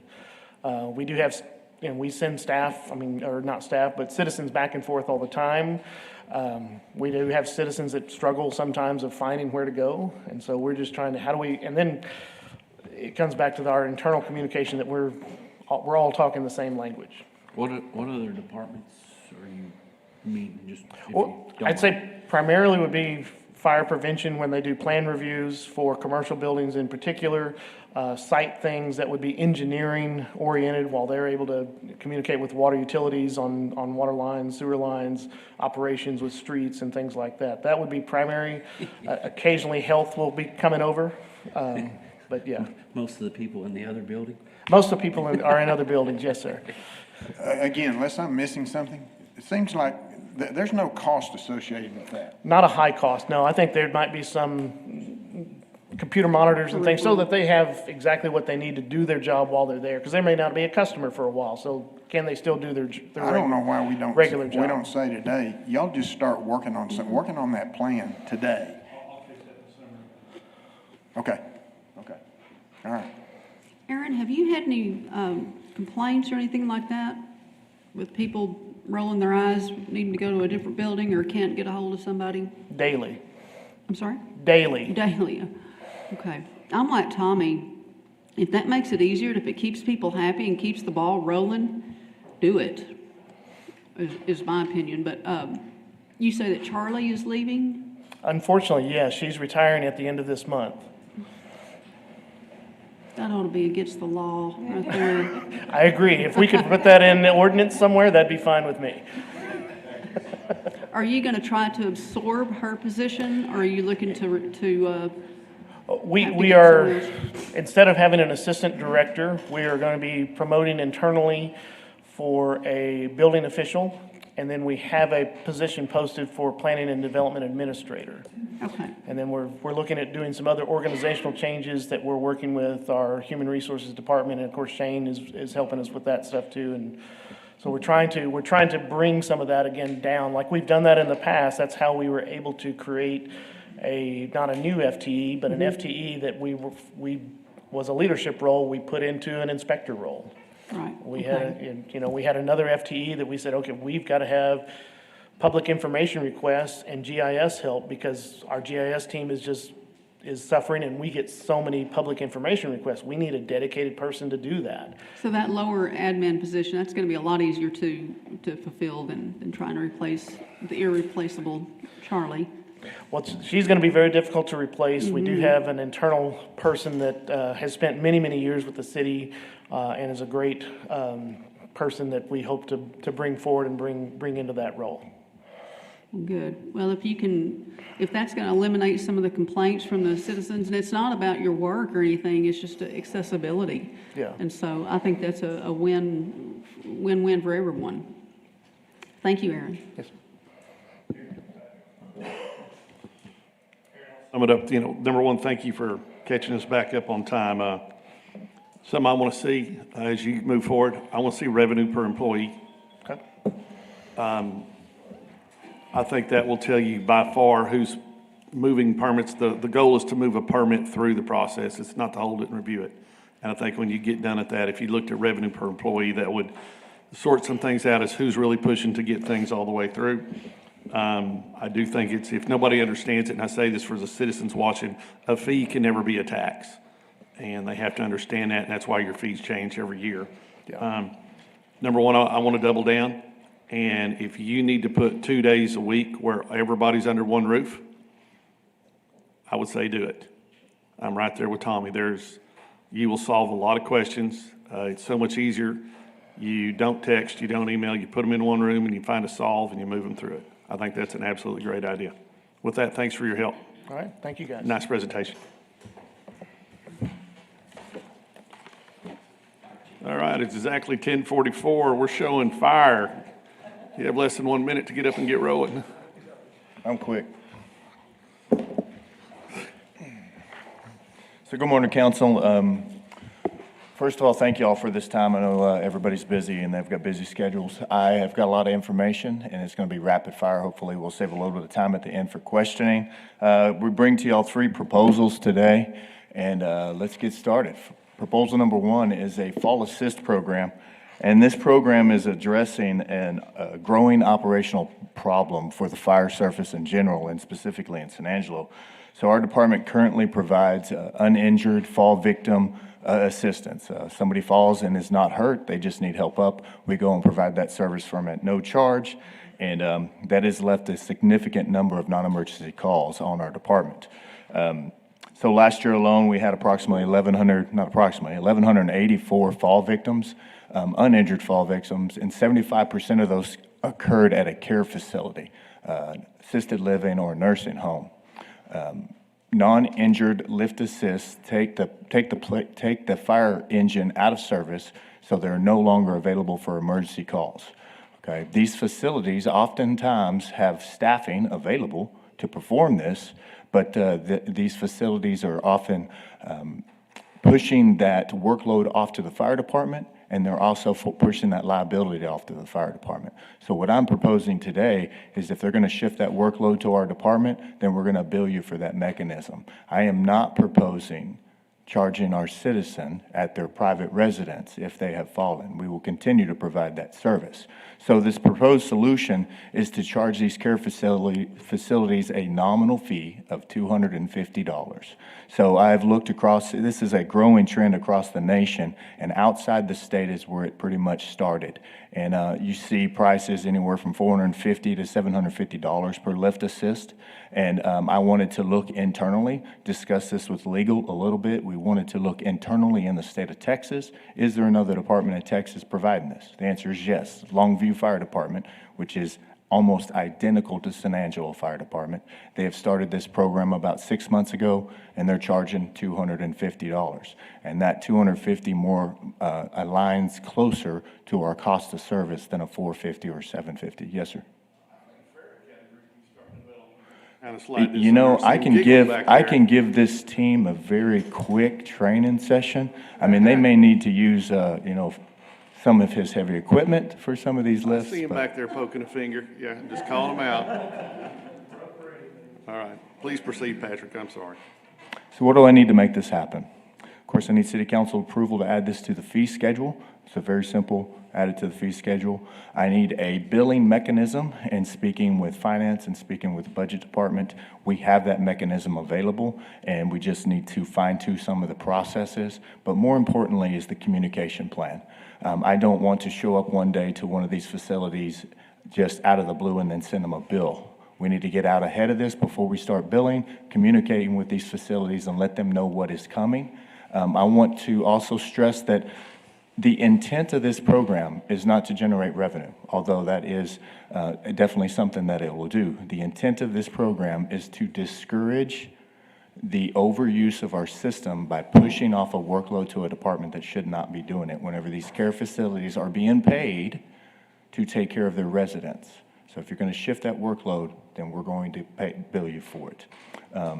So we're talking money, how much potentially? Out of those 1,184 calls, 75% of those are at care facilities.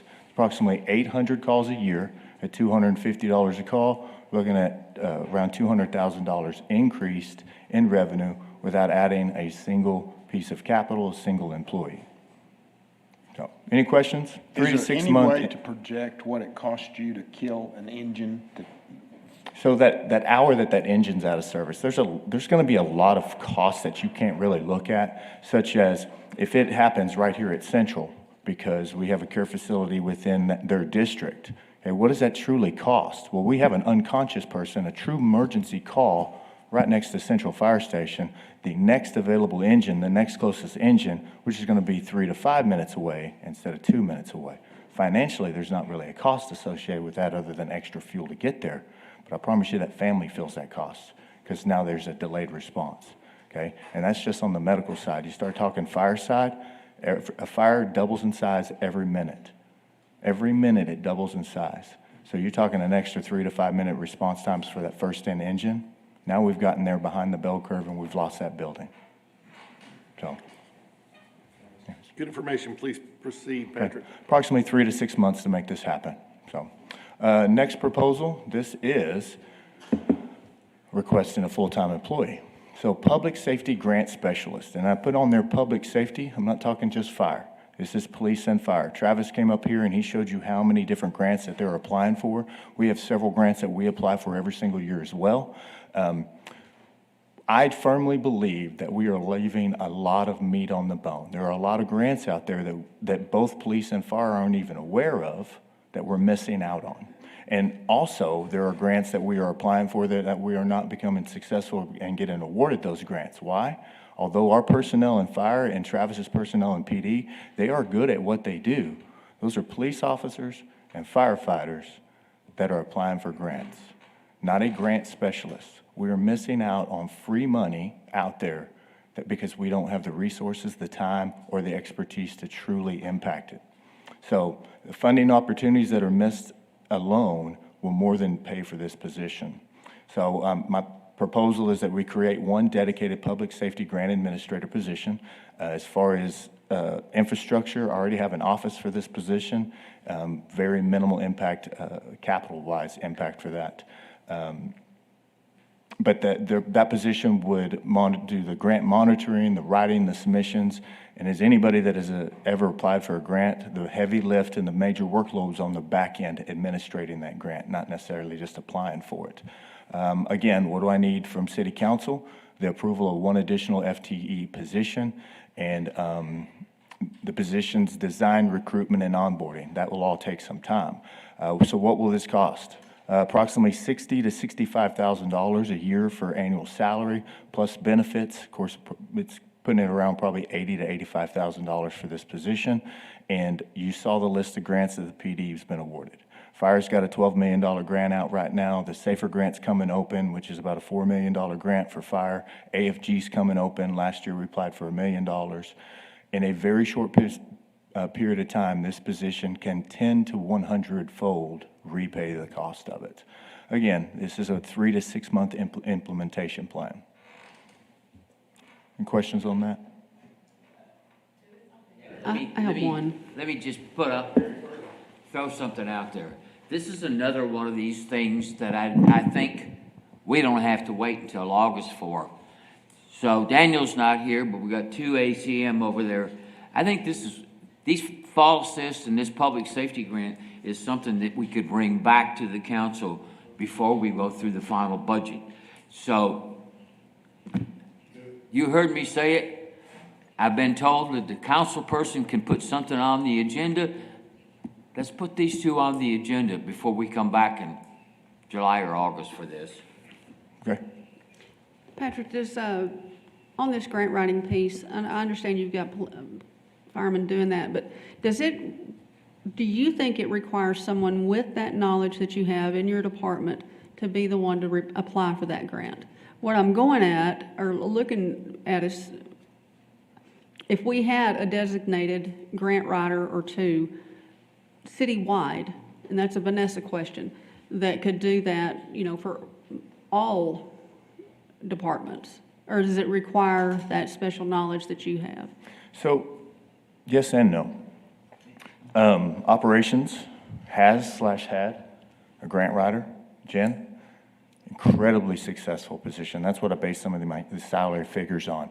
Now, I approached, she did assist fire with a couple grants, but the simple fact is she was completely covered up for grants just for operations. She barely had enough time to assist fire, just fire. Forget about fire, PD, or any other department in the city. So the yes to that question is, if we're going to include all of these under one roof, the number of grant positions, I would say definitely operations, one to theirself, okay? Police and fire could maybe have one to themselves and maybe 1 to 2 for all the other departments in the city. Because so that one FTE wouldn't necessarily have to reside in your department? No, ma'am, not necessarily. I've got something turning in my head. So as far as my internal employees applying for these positions, there is some institutional knowledge from these positions, understanding the operations, the internal operations of the fire department, but also when you're applying for a grant, a lot of this grant acceptance, even to move on to the next stage, is AI generated. It goes through a system and it's looking for very specific keywords before it even advances to the next stage. And if you don't know those keywords and you don't understand the whole process, you'll never make it past stage one. And that's why I believe a grant specialist that has operated in this world and has been successful in the past is going to be more successful in the future. And the two people that I have that have been working on these grants, I'm actually blown away at how successful they have been. And because again, firefighters and my emergency management coordinator, he's the big grant writer for us, and he's been very successful. But I can see in the future somebody that specializes this even being better at it. So. Well, you're kind of reading my mind a little bit. I want to utilize these tools, and as long as you're available to help answer questions and all, we can cultivate that into it, I believe. Thank you very much. Yes, ma'am. Any other questions? All right, moving on. So the last one, this is really resides in our fire marshal's office. So I'm going to transfer over to Fire Marshal Billy Clemens to wrap us up. Good morning, everyone. Talking about the fire code compliance self-inspection program, this would be an inspection program that is designed to increase the number of inspections that we're able to do annually. It will actually help reduce the cost to the businesses as well. It's more flexible. Again, it's a lower cost option for them to be able to do their own inspection. With the fire marshal's office being responsible for over 6,000 inspections annually, we just don't have the staffing to be able to make those numbers happen every year. So with the self-inspection program, this will allow the business owners to actually do a self-inspection of their own businesses, lower their cost, and it will help us increase our numbers as far as annual inspections are concerned. Again, this would be for businesses that are low risk, low occupancy, and they've received a face-to-face inspection from my office the prior year. It has to be a passing inspection in order for them to be eligible for the self-inspection program. With the program, they would be eligible to do the self-inspection for 2 years, and then the third year, we would have to come back and do another face-to-face inspection to make sure that they're still in compliance. Upon a passing inspection from our office, they would again be eligible for another 2-year self-inspection program. Okay. Again, this would help reduce the number of inspections that the office would have to do themselves, lower the cost for the business owners. Currently, if we do a face-to-face inspection, it's an hour inspection that we go out and do, and it's roughly about $85 for a general inspection. That fee would be reduced to about $45 if they do their own self-inspection. So again, it would be a lower cost. It would create a control cycle to maintain the oversight, which would allow staff to focus more attention on higher risk occupancies and businesses that require a real person face-to-face inspection, especially industrial buildings, higher occupancy buildings such as assemblies, restaurants, rodeos. Those would have to be face-to-face inspections. The program would be expected to increase a revenue of about $35,000 in its first year. It could be more. It would be based on how many folks would actually do the self-inspection program for the first year. We would encourage that they would do the self-inspection programs if they have a passing fire inspection. It would be something that would be beneficial to the citizens as well as the fire marshal's office. It would, moving forward, would need the city council's approval for the new fee. Would require a legal review of the program to make sure that we're still in compliance. An estimated time frame would be 6 to 9 months. I've already started drafting up the checklist for them to be able to use to do their own self-inspections, and a cover letter that would explain the program in depth. Do you have any questions for me? Absolutely, Billy, and I want Brandon to weigh in on this one. I'm a little skeptical on the liability on this part. I don't know if you could tie that in with somebody's ability to provide their insurance. I know insurance won't cover a commercial building until you have the proper equipment in place and a checkoff. Brandon, I want you to weigh in on this idea a little bit. That's a good question. I don't know about the insurance requirements, something I'll have to look into. And I'm not familiar with this type of program. I know the state on some inspections is going to like third-party inspectors where the city doesn't have to do it, and so long as they meet some requirements and turn it over, then we can issue the permit that way, but we'll just have to look into this. So one of the important facts of this is a self-inspection they would not be eligible for a self-inspection on their initial inspection for thank you, their CO. This is a re-inspection. The only way they're eligible for this is if they have a passing inspection, and they're only eligible for self-inspection for 2 years after that. So right now, Billy touched on the fact that we have 6,000 businesses in town, and that we are unable to catch those 6,000 businesses yearly. If y'all recall, not that long ago, you approved a FTE. That is helping the situation, but we still have a gap there. So we're going 2 and 3 and 4 years without people getting any inspection at all. Important part of this program is raising the awareness of this business owner who is constantly looking at fire safety issues at their own business yearly. Well, how do they prove this?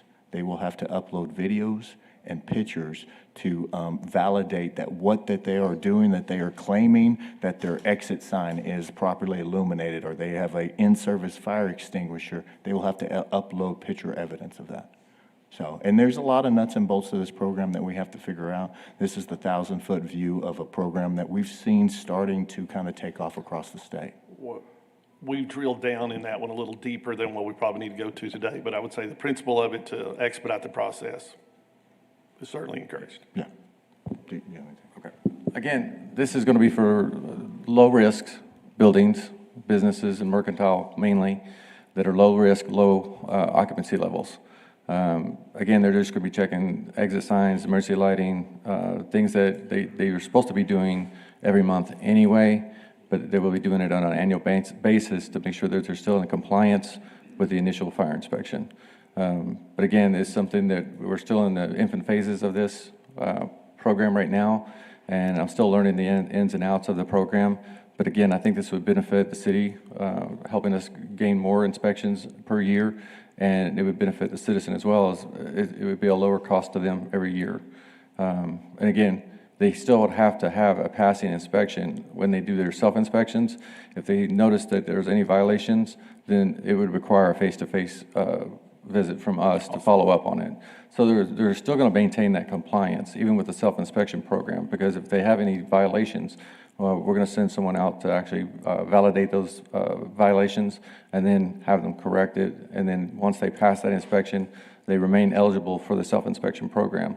If they fail to do so within a certain time frame, they're no longer eligible and they'll no longer be able to do their self-inspections. So there's going to be some accountability that's going to be behind this. But again, it's something we'll have to work out with legal as well before moving forward. Billy, you've got a handle on it. Y'all have picked up what question we have. I'll ask the council if they have any more questions. All right, thanks, gentlemen. Thank you.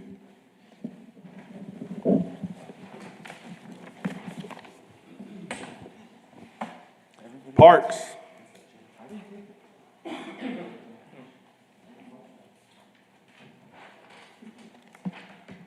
One minute early, Carl.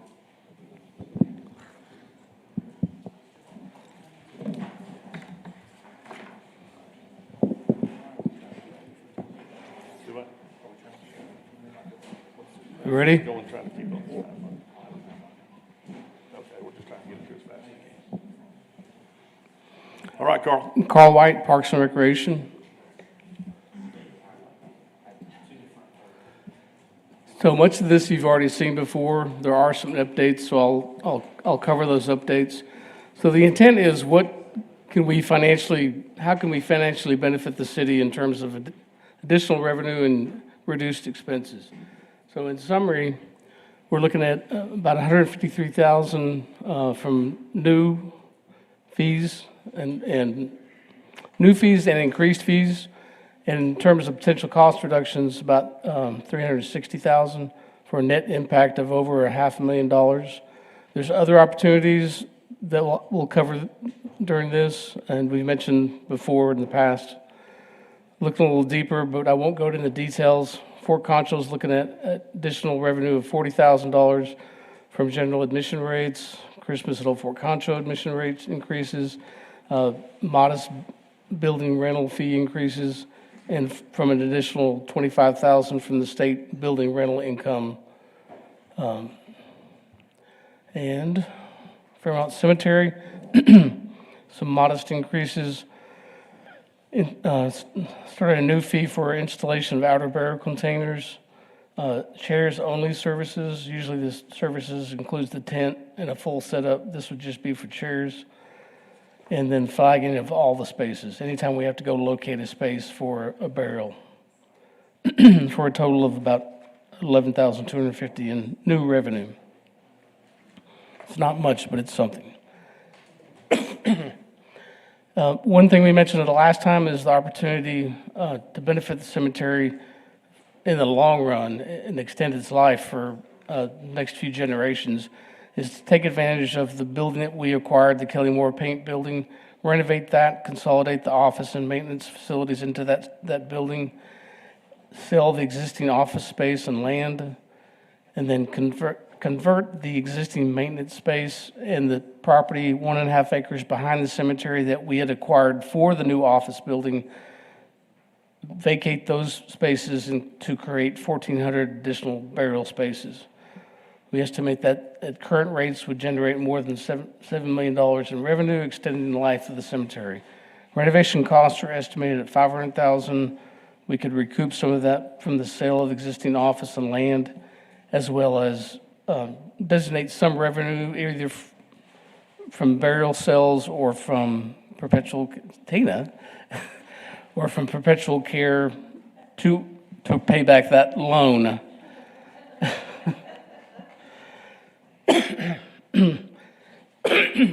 Got to be responsible. Civic events, looking at about $24,000 additional revenue, primarily from facility use fee adjustments.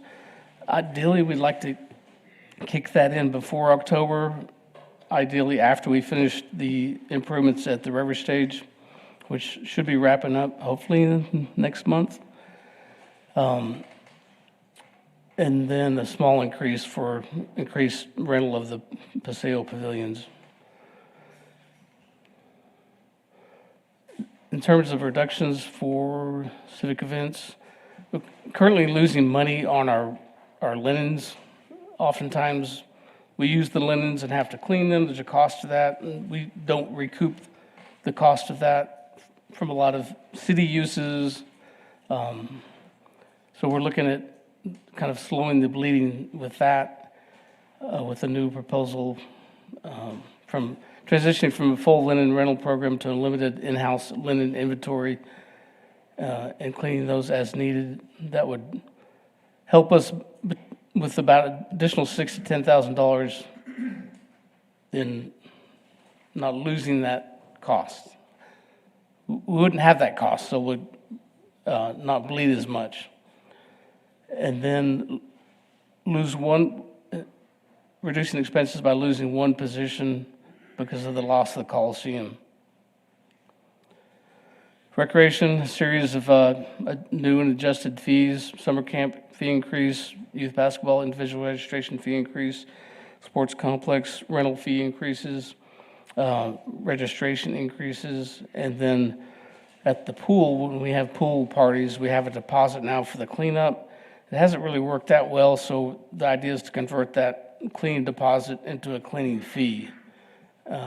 So we're looking at a total of about $70,000 in additional revenue from recreation. And then parks, it's a small amount, but looking at the pavilions that are rented the most and increasing the fee for those listed above. And we could start that at the beginning of October. And the big thing for parks is, since we have been historically unable to fill all the vacant positions we have, capturing basically the salary savings from that, and basically having a hiring freeze until we achieve about $300,000 in savings that could go back to the general fund. And outside of direct revenue and expenses that we just covered. I think I missed a slide there, yes. So now the city doesn't have an agreement for advertising and sponsorships and naming rights. We're looking to do those on our own to see how it goes for a year or two. The good thing is we would capture all the revenue from that, but we have to do it on our own. So we'll have to see if we're going to be able to achieve what we hope to achieve, about a $20,000 additional for doing that in-house. And then an idea is to take some funding either from operational salary savings to create incentive funds. One, to increase the Texas Bank Sports Complex Incentive Fund to incentivize more tournaments to come here and bigger tournaments, and then also for civic events, primarily for the River Stage, to bring in some performances, and the revenue generated from that would go back into that same program to keep it going. And then look more aggressively at the properties that we have to lease those out. I've listed some of those above. Lease those out so we don't have to maintain them, but they're still within the city inventory.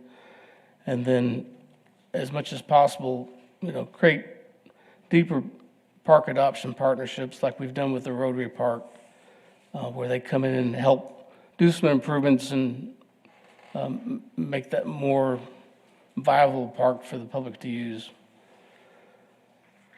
So, again, the summary, net impact of more than $500,000. One thing I do want to bring up, because you'll hear more about it, but been here 26 years, so we've been very lucky, fortunate, successful over the years in doing some park improvements and renovating existing neighborhood parks. But a lot of in the process we started that, a lot of these parks and playgrounds, they have a certain lifespan. But thanks to grants and half-cent sales tax, a lot of half-cent sales tax, some city funds, we've been able to do a lot of those projects. But a lot of those playgrounds that we started putting in, Shane and I, starting back in a quarter century ago, are seeing the end of their life. Primarily, for instance, Kids Kingdom. It's at the end of its life. And we're going through the process with the River Parks Master Plan, identifying what the public envisions for all those river parks. But it still looks like, based on the input that we're getting, folks want like a signature park down there somewhere. So that playground needs to be replaced, and that one's not a cheap one. It's a signature playground.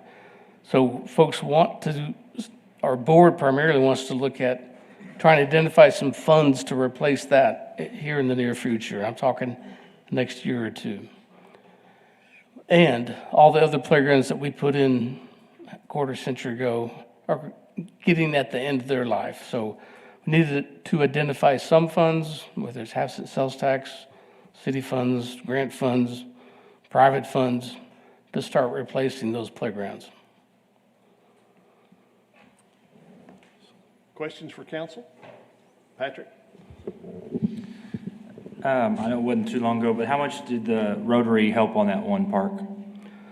Well, it's just started. We actually don't have the agreement signed yet, but they're looking at the list of things that we have over 5 years.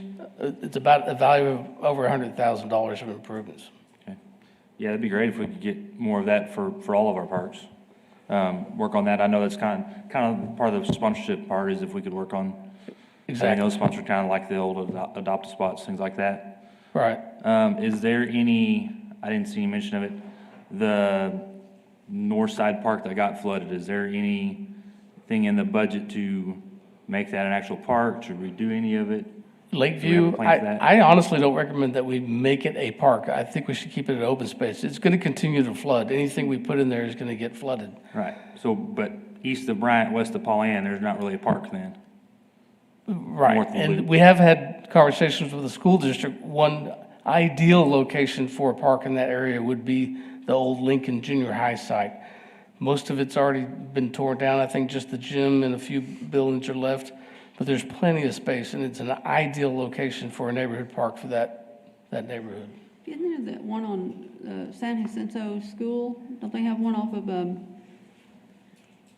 like Producers Road or something like that? It's- Right, that's or over by Rick's- Pauline. Rick's Lane, Yeah. okay. That's a long way from a lot of the other Yeah, areas. it's farther out. Yeah. It's on the other side of the loop. That's something I'd like to see. I mean, that's kind of mine and Joe's district there. There's not a whole lot there with that one out of commission now. You're right. And I agree. I mean, the flooding is gonna be an issue, so if it can't be mitigated, then a different spot's probably the way to go. I think we should continue to pursue that opportunity with the school district. Patrick's spot on, there's a lot of people from the Pauline area that go over to Kirby and things like that. So it'd be good if to look at a venue that would accommodate those areas. I mean, we have to make decisions for all the city, not just part of it. With what you've presented today, I don't see any hesitation in moving to agenda items with the majority of what you presented today. I don't see any hesitation with that. Do y'all see any headwinds with that? All right, I would move a lot of what you have forward. Thank you. Just Thank had one you. other thing, Carl. Have we rescheduled that community meeting? Well, yeah, the storm hit us right at the right time that we Right. would have had that meeting, so everybody canceled, so we canceled. Instead, we did the online survey, and it's still open. Oh, thank you for bringing that up. We extended it to April 15 to get more input primarily from students. Right. And we've gotten over 1,000 responses already. So that one is not going to be redone, but there is already 3 public meetings scheduled, so the next one's scheduled for May 18, I believe. Okay, no big stuff And then coming there's out going to be a about that. third Good. one. Good deal. That works, thank you. Thank you. Thank you, Carl. Nice job.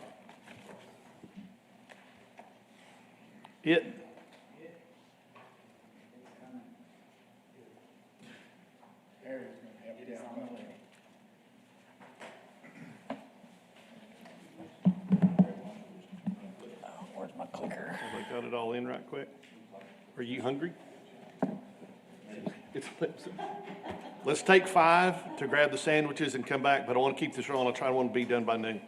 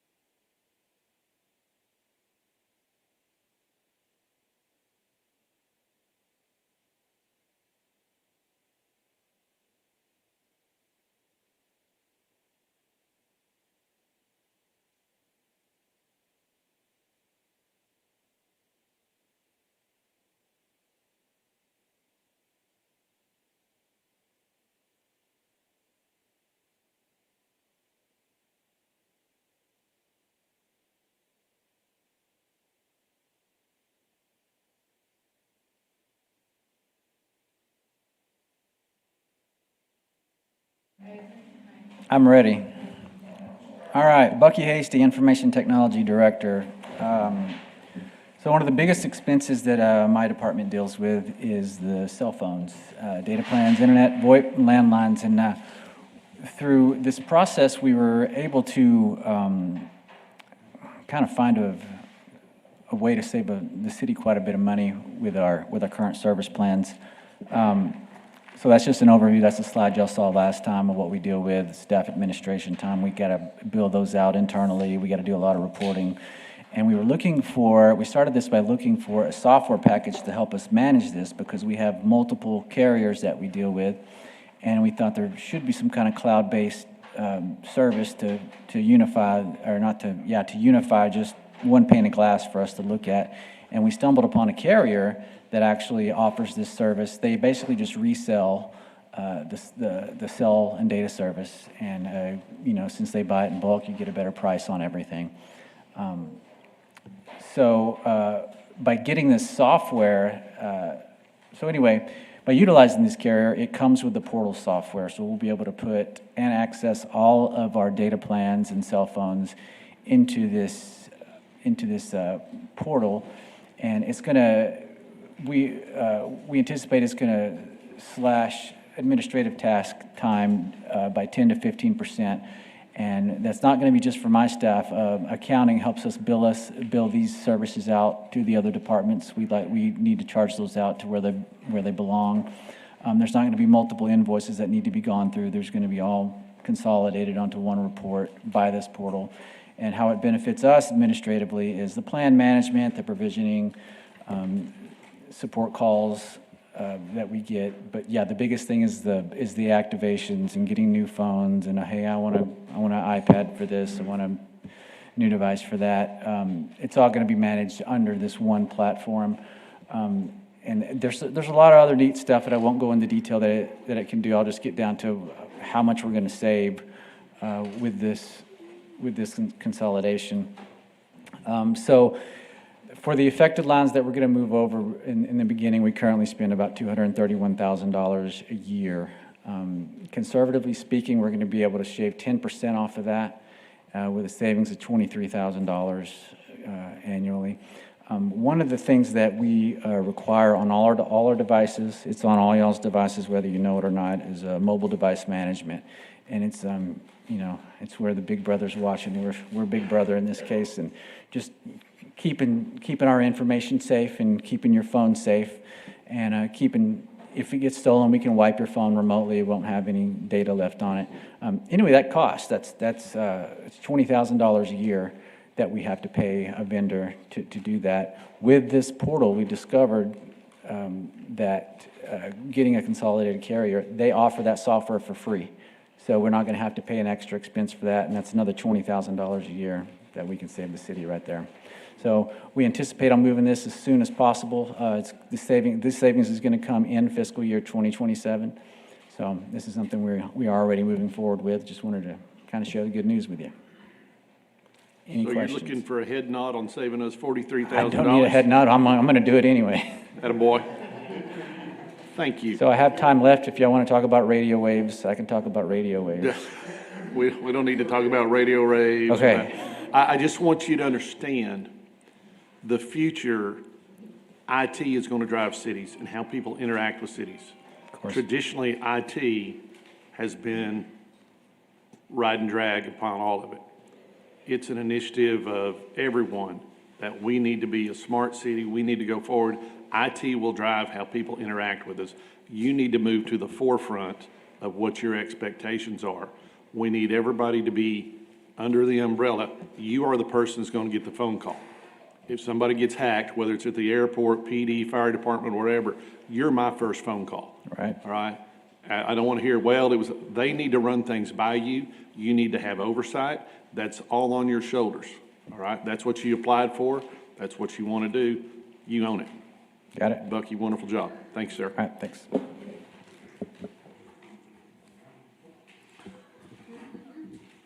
All right, now who are we going to? Airport.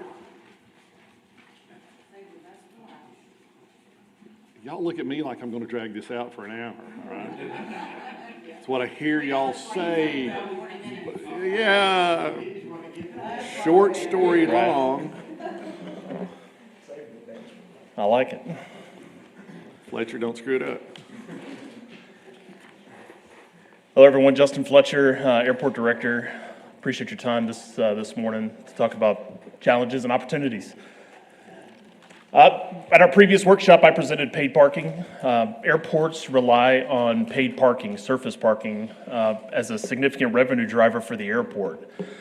When you look at FAA AIP dollars, AIP dollars do not cover revenue-generating parking lots. They typically rely on the airport or the municipality, local sponsor dollars to cover those costs. So we went internally, we met with Shane, we met with Tina, we went out and walked our parking lots at the airport, and we've got 2 lots that we can salvage, our short-term parking lot and our long-term parking lot. They're salvageable. Shane's proposing an HA5 chip seal. That's a finer grain aggregate that's really gonna improve the presentation of our parking lots. And we can partner with operations, and we can restripe our parking lots in-house. Couple of talking points, though. I think there's some challenges that we need to look at if we do sort of a phased implementation of paid parking. Specifically looking at our ADA, our passengers that are ADA. That short-term parking lot has all of our ADA parking spots. And if we implement paid parking in that short-term lot, we're essentially forcing our ADA passengers, you've got to pay for paid parking. So that's one talking point. Our restaurant, we're working through a lease now with the Co-Pilot Grill. I think there's a lot of buzz and excitement around the airport to get food service restored back at the airport.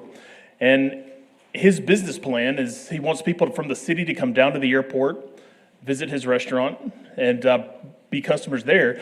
If we implement short-term parking, will those customers having to interact with that self-serve paid parking system, will that be a deterrent from them wanting to come into the restaurant and come into the terminal? Just a couple of things to consider as we move forward.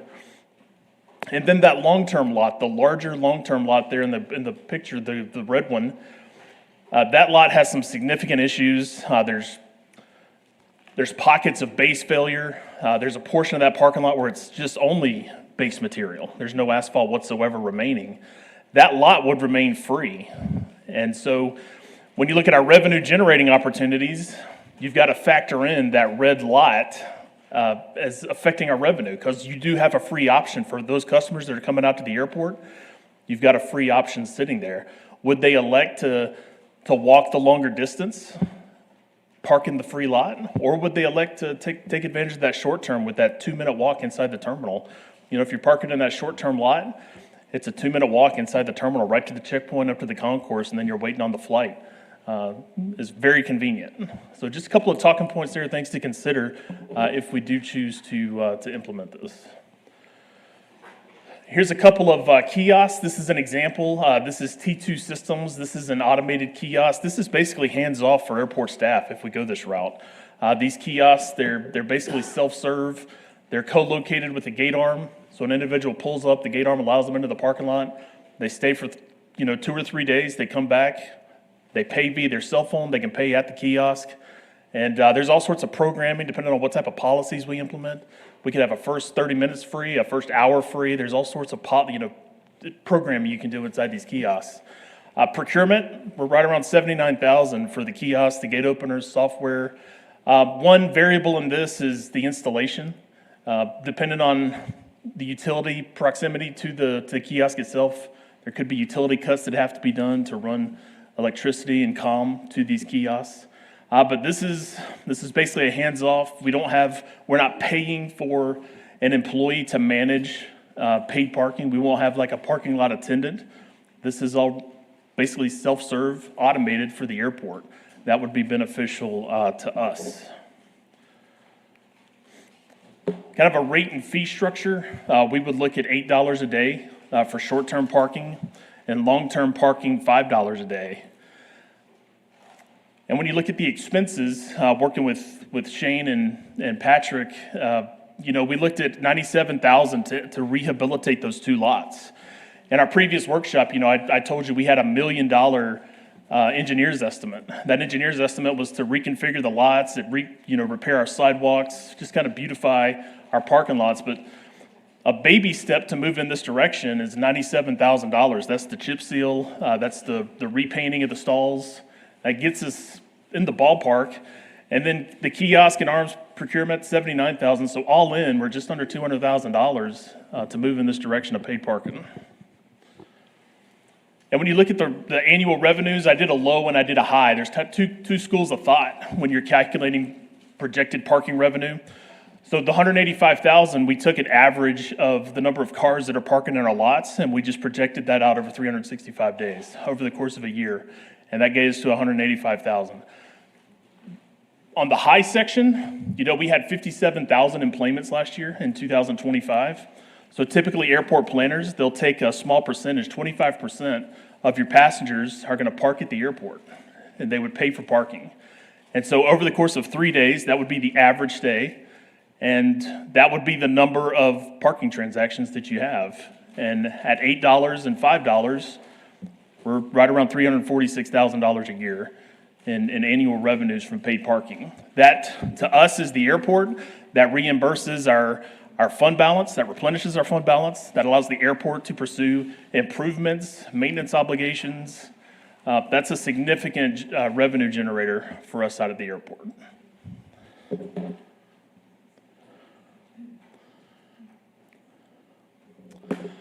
Moving on to lease agreements, we've got 2 customs agreements that are kind of in the hold right now. We're looking at the Border Patrol building. That's the one that we've been negotiating. This one will add $75,000 in annual revenue to our airport budget. But what we've done with this revenue, what we've done with this lease is negotiate with government leasing on incorporating our expenses into the lease. And so when you look at the amount of money that we spend on HVAC maintenance, plumbing, fire extinguisher inspections, not to mention the wages and salaries of our employees, the amount of time that our employees spend down at these buildings performing facility maintenance, we're able to incorporate about $15,000 in annual savings over the course of the lease on top of the annual revenue. So we're able to build those into the lease, and we're just saving money over the course of the year having U.S. Customs reimburse us. This is in the hold. It's on pause until Congress decides to, fully fund Homeland Security. Until we can get a congressional funding, we've got a lease that needs an amendment to escalate the rent so that we can reimburse the fire suppression project. We can reimburse the city for the fire suppression project, and also this lease. Those 2 are in the hold until we get fully funded by Congress. And finally, land lease. The land lease revenues, our current target focus right now is the South Taxi Lane. Next week, we should be substantial completion on the South Taxi Lane. We're looking forward to getting that project completed. This was taken before construction. So I showed you guys previously the spreadsheet that had our land lease rates. We're obviously at 12 cents a square foot. I'm pushing for higher. I think 30 gets us into the market. 35 cents a square foot may exceed the market, but I'm going to pitch this to Airport Board in May. I've got a big agenda for Airport Advisory Board in May, and then I would bring this back to City Council following the Advisory Board. But if you look at our total projected revenues of that South Taxi Lane complex, as it's fully constructed, as it's fully built and developed, our land will generate over $100,000 a year in revenue, and that revenue is almost hands-off for the airport. The land is generating us revenue just by supporting the development of those hangars and those aeronautical facilities down there. So, Mayor? Mr. Harry? People heard me say that I've been around this organization almost 10 years. I've always said that we don't charge enough for our land. So your recommendation to the Airport Advisory Board, I think will get a lot of support up here once they approve it. Just let me ask you a question right quick. We do the land lease. Whoever takes the land lease has to spend $1 million to build a hangar. Yes, sir. The cost on that, the land lease is just a minimal part of it, but they take that, and then over time that reverts back to the city. If the city was to take Costa DC funds and build their own hangars, what could your potential revenue be there? I mean, you're talking 6 You're 100 by taking- 100s, 6 90 by 90s, and 6 60 by 60s. The key to that is building them all at the same time, so you have a uniform wall and nobody has to build independent ones on there. If Costa DC was to move forward with this and then fund part of that, especially on T-hangers, your waiting list for T-hangers is how many? We've got 28 on our wait list right now for T-hangers. 28 people. But I mean, if the city took the revenue off of that, most airports that you go to, the majority of the T-hangers are run and operated by the city, municipal. And that's for a reason, because that generates the most amount of money. I'm not trying to swing or sway it either way. I would like you to look into that.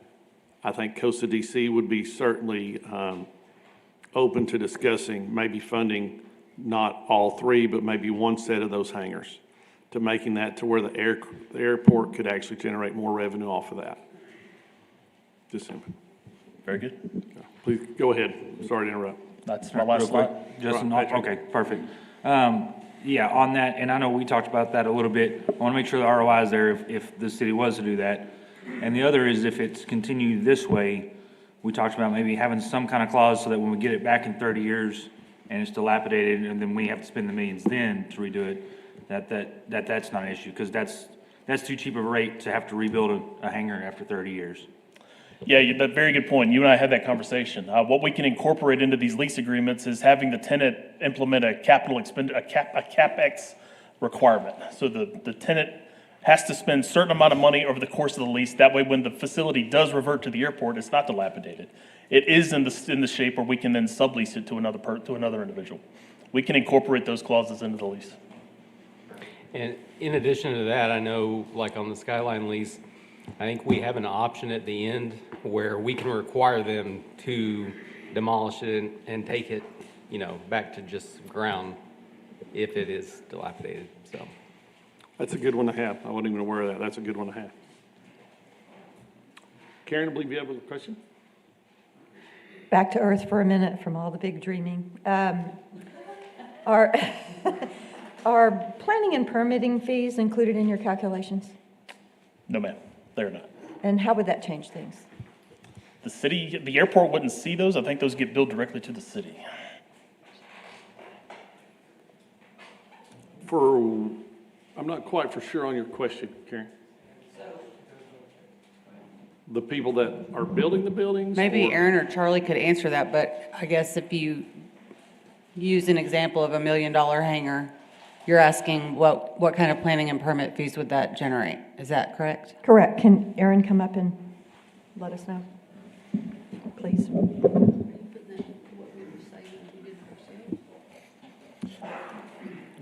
Yes, excuse me, to answer your question, yes, the contractors, or depending on who it is that is contracted to come in, would do that for the hangars, but for like the parking, there are permit fees for the electrical, there's a planning fee for the orientation of the parking lot and all those types of things. So each one of the projects, there will probably be additional fees from the development side of the world. Still Does that answer? still a little vague. I mean, Well, the valuation on each hangar would depend, that would then trigger what the cost is for the permit fee. Of course, there's a site plan development fee. We have the zoning already worked out for the airport for all of these hangars, so we've already done that prior. It's really just doing those things. And then depending on if they have to have water and sewer lines piped to them or not, then that would be on the developer to get those there, as well as fire suppression, if they've got to get a new fire suppression line out there to put fire sprinklers in them if they're required. so the impact could be fairly substantial. Yes. Okay, thank you. But we wouldn't be billing ourselves. Yes, we do. if we, the city, chose to do it, we just like we bill every other department. Everybody bills us, yeah. Well, and Justin can expand on, when We you don't design net it these, as you design these hangars, a lot of times you design them on the requirements not to have a sprinkler or that. Most people just put an electric line to them. I think if you keep them under, 13 feet? It's dependent on the door height. Yeah, so you don't have the infrastructure costs you have with other buildings. Cool. All right. With that, if there's not any more questions, Hebert? Well, I would like to ask Veronica, we've heard the chief of police talk a couple of times about vacancies and people leaving. I would just like to see the data on number of people leaving, where they've gone and so forth. I don't doubt the chief, but just from the HR, I'm sure you have all that data. If you would just, that could be a Friday packet. For me, it could be. It doesn't need to be a public presentation unless somebody wants it that way, but to give us that data. Sure, I can get that in Friday packets unless it's requested a different way. Okay, thank you. I think we're going to take a moment and try to recognize somebody today. Recognize Kimberly, if you want to go through that and just come up and discuss what we're going to do. Okay, so I tell you what, we're going to recognize ASL Floyd, his funeral's today. But what we'll do while Kimberly's waiting for that, does anybody have any discussion or directions they want to give right now before we move into that? Some things you would like to see? I will lead that off. I think you saw a definite need for more than $11 million today. I mean, just saying. I think we have property. I think we have lake property. I don't know if we can try to sell those leases out to a third party and let them manage and go there. I'm just trying to look at ways to bridges to further down the line. Mary has brought this up before. There's small properties that make a small number. There's big properties that make a big number. There's big moves that we can make. We can all sit around here and pitch pennies, but I'm trying to find some way to put millions back into it. And just simple math today puts us 8 to 11 million just to catch up. Brody's got 2 fire stations he needs to build.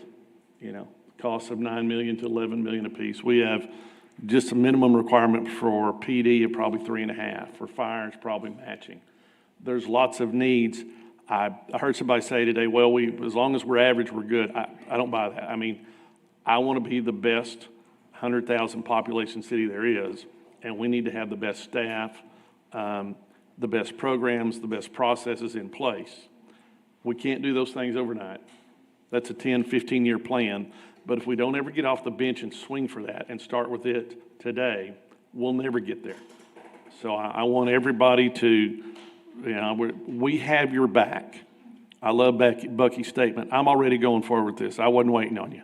Absolutely. I mean, if you see things that look at ways we can generate some revenue, please don't hesitate one bit.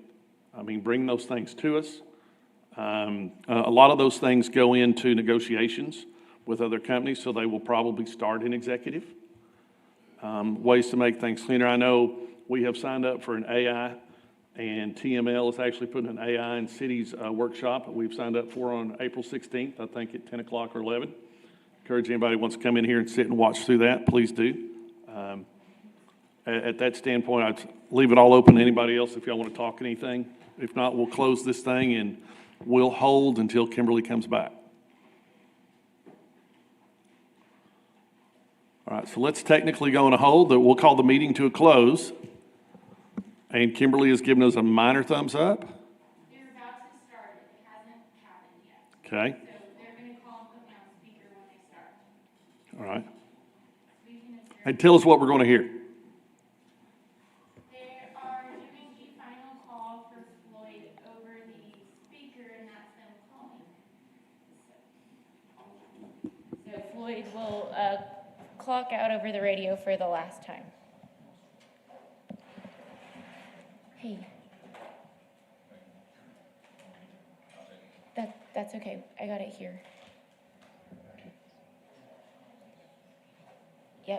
Yep, I'll just put, yes.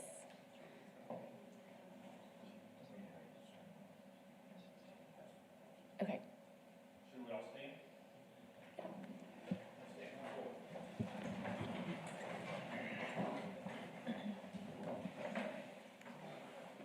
She's waiting on the green light for PD side to make sure everyone's good.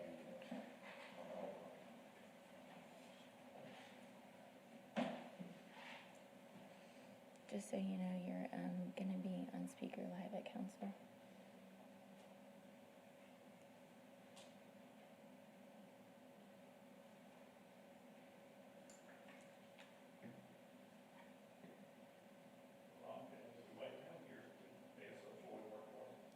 He accomplished 20 years in March. years and 21 days.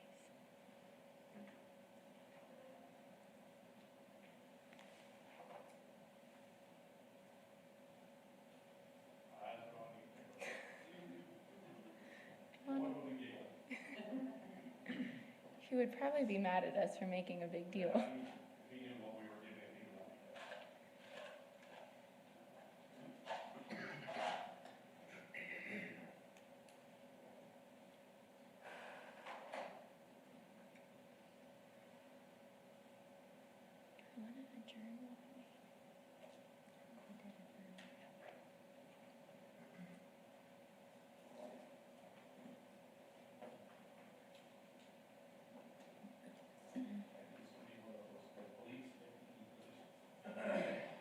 Okay.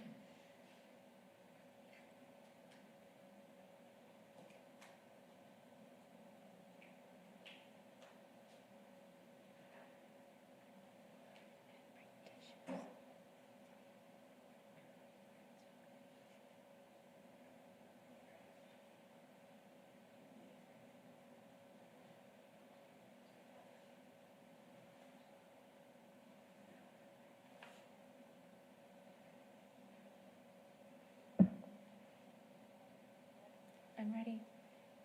Okay.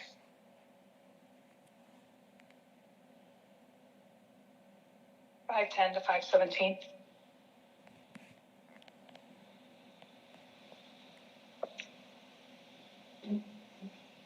$510 to $517.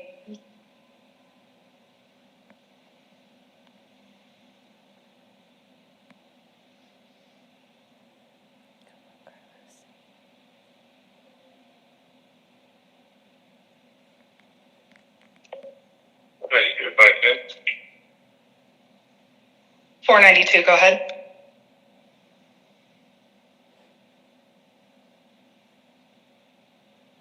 On the authority of the Director of Neighborhood and Family Services, retired unit number 517, and employed by A bias 1042.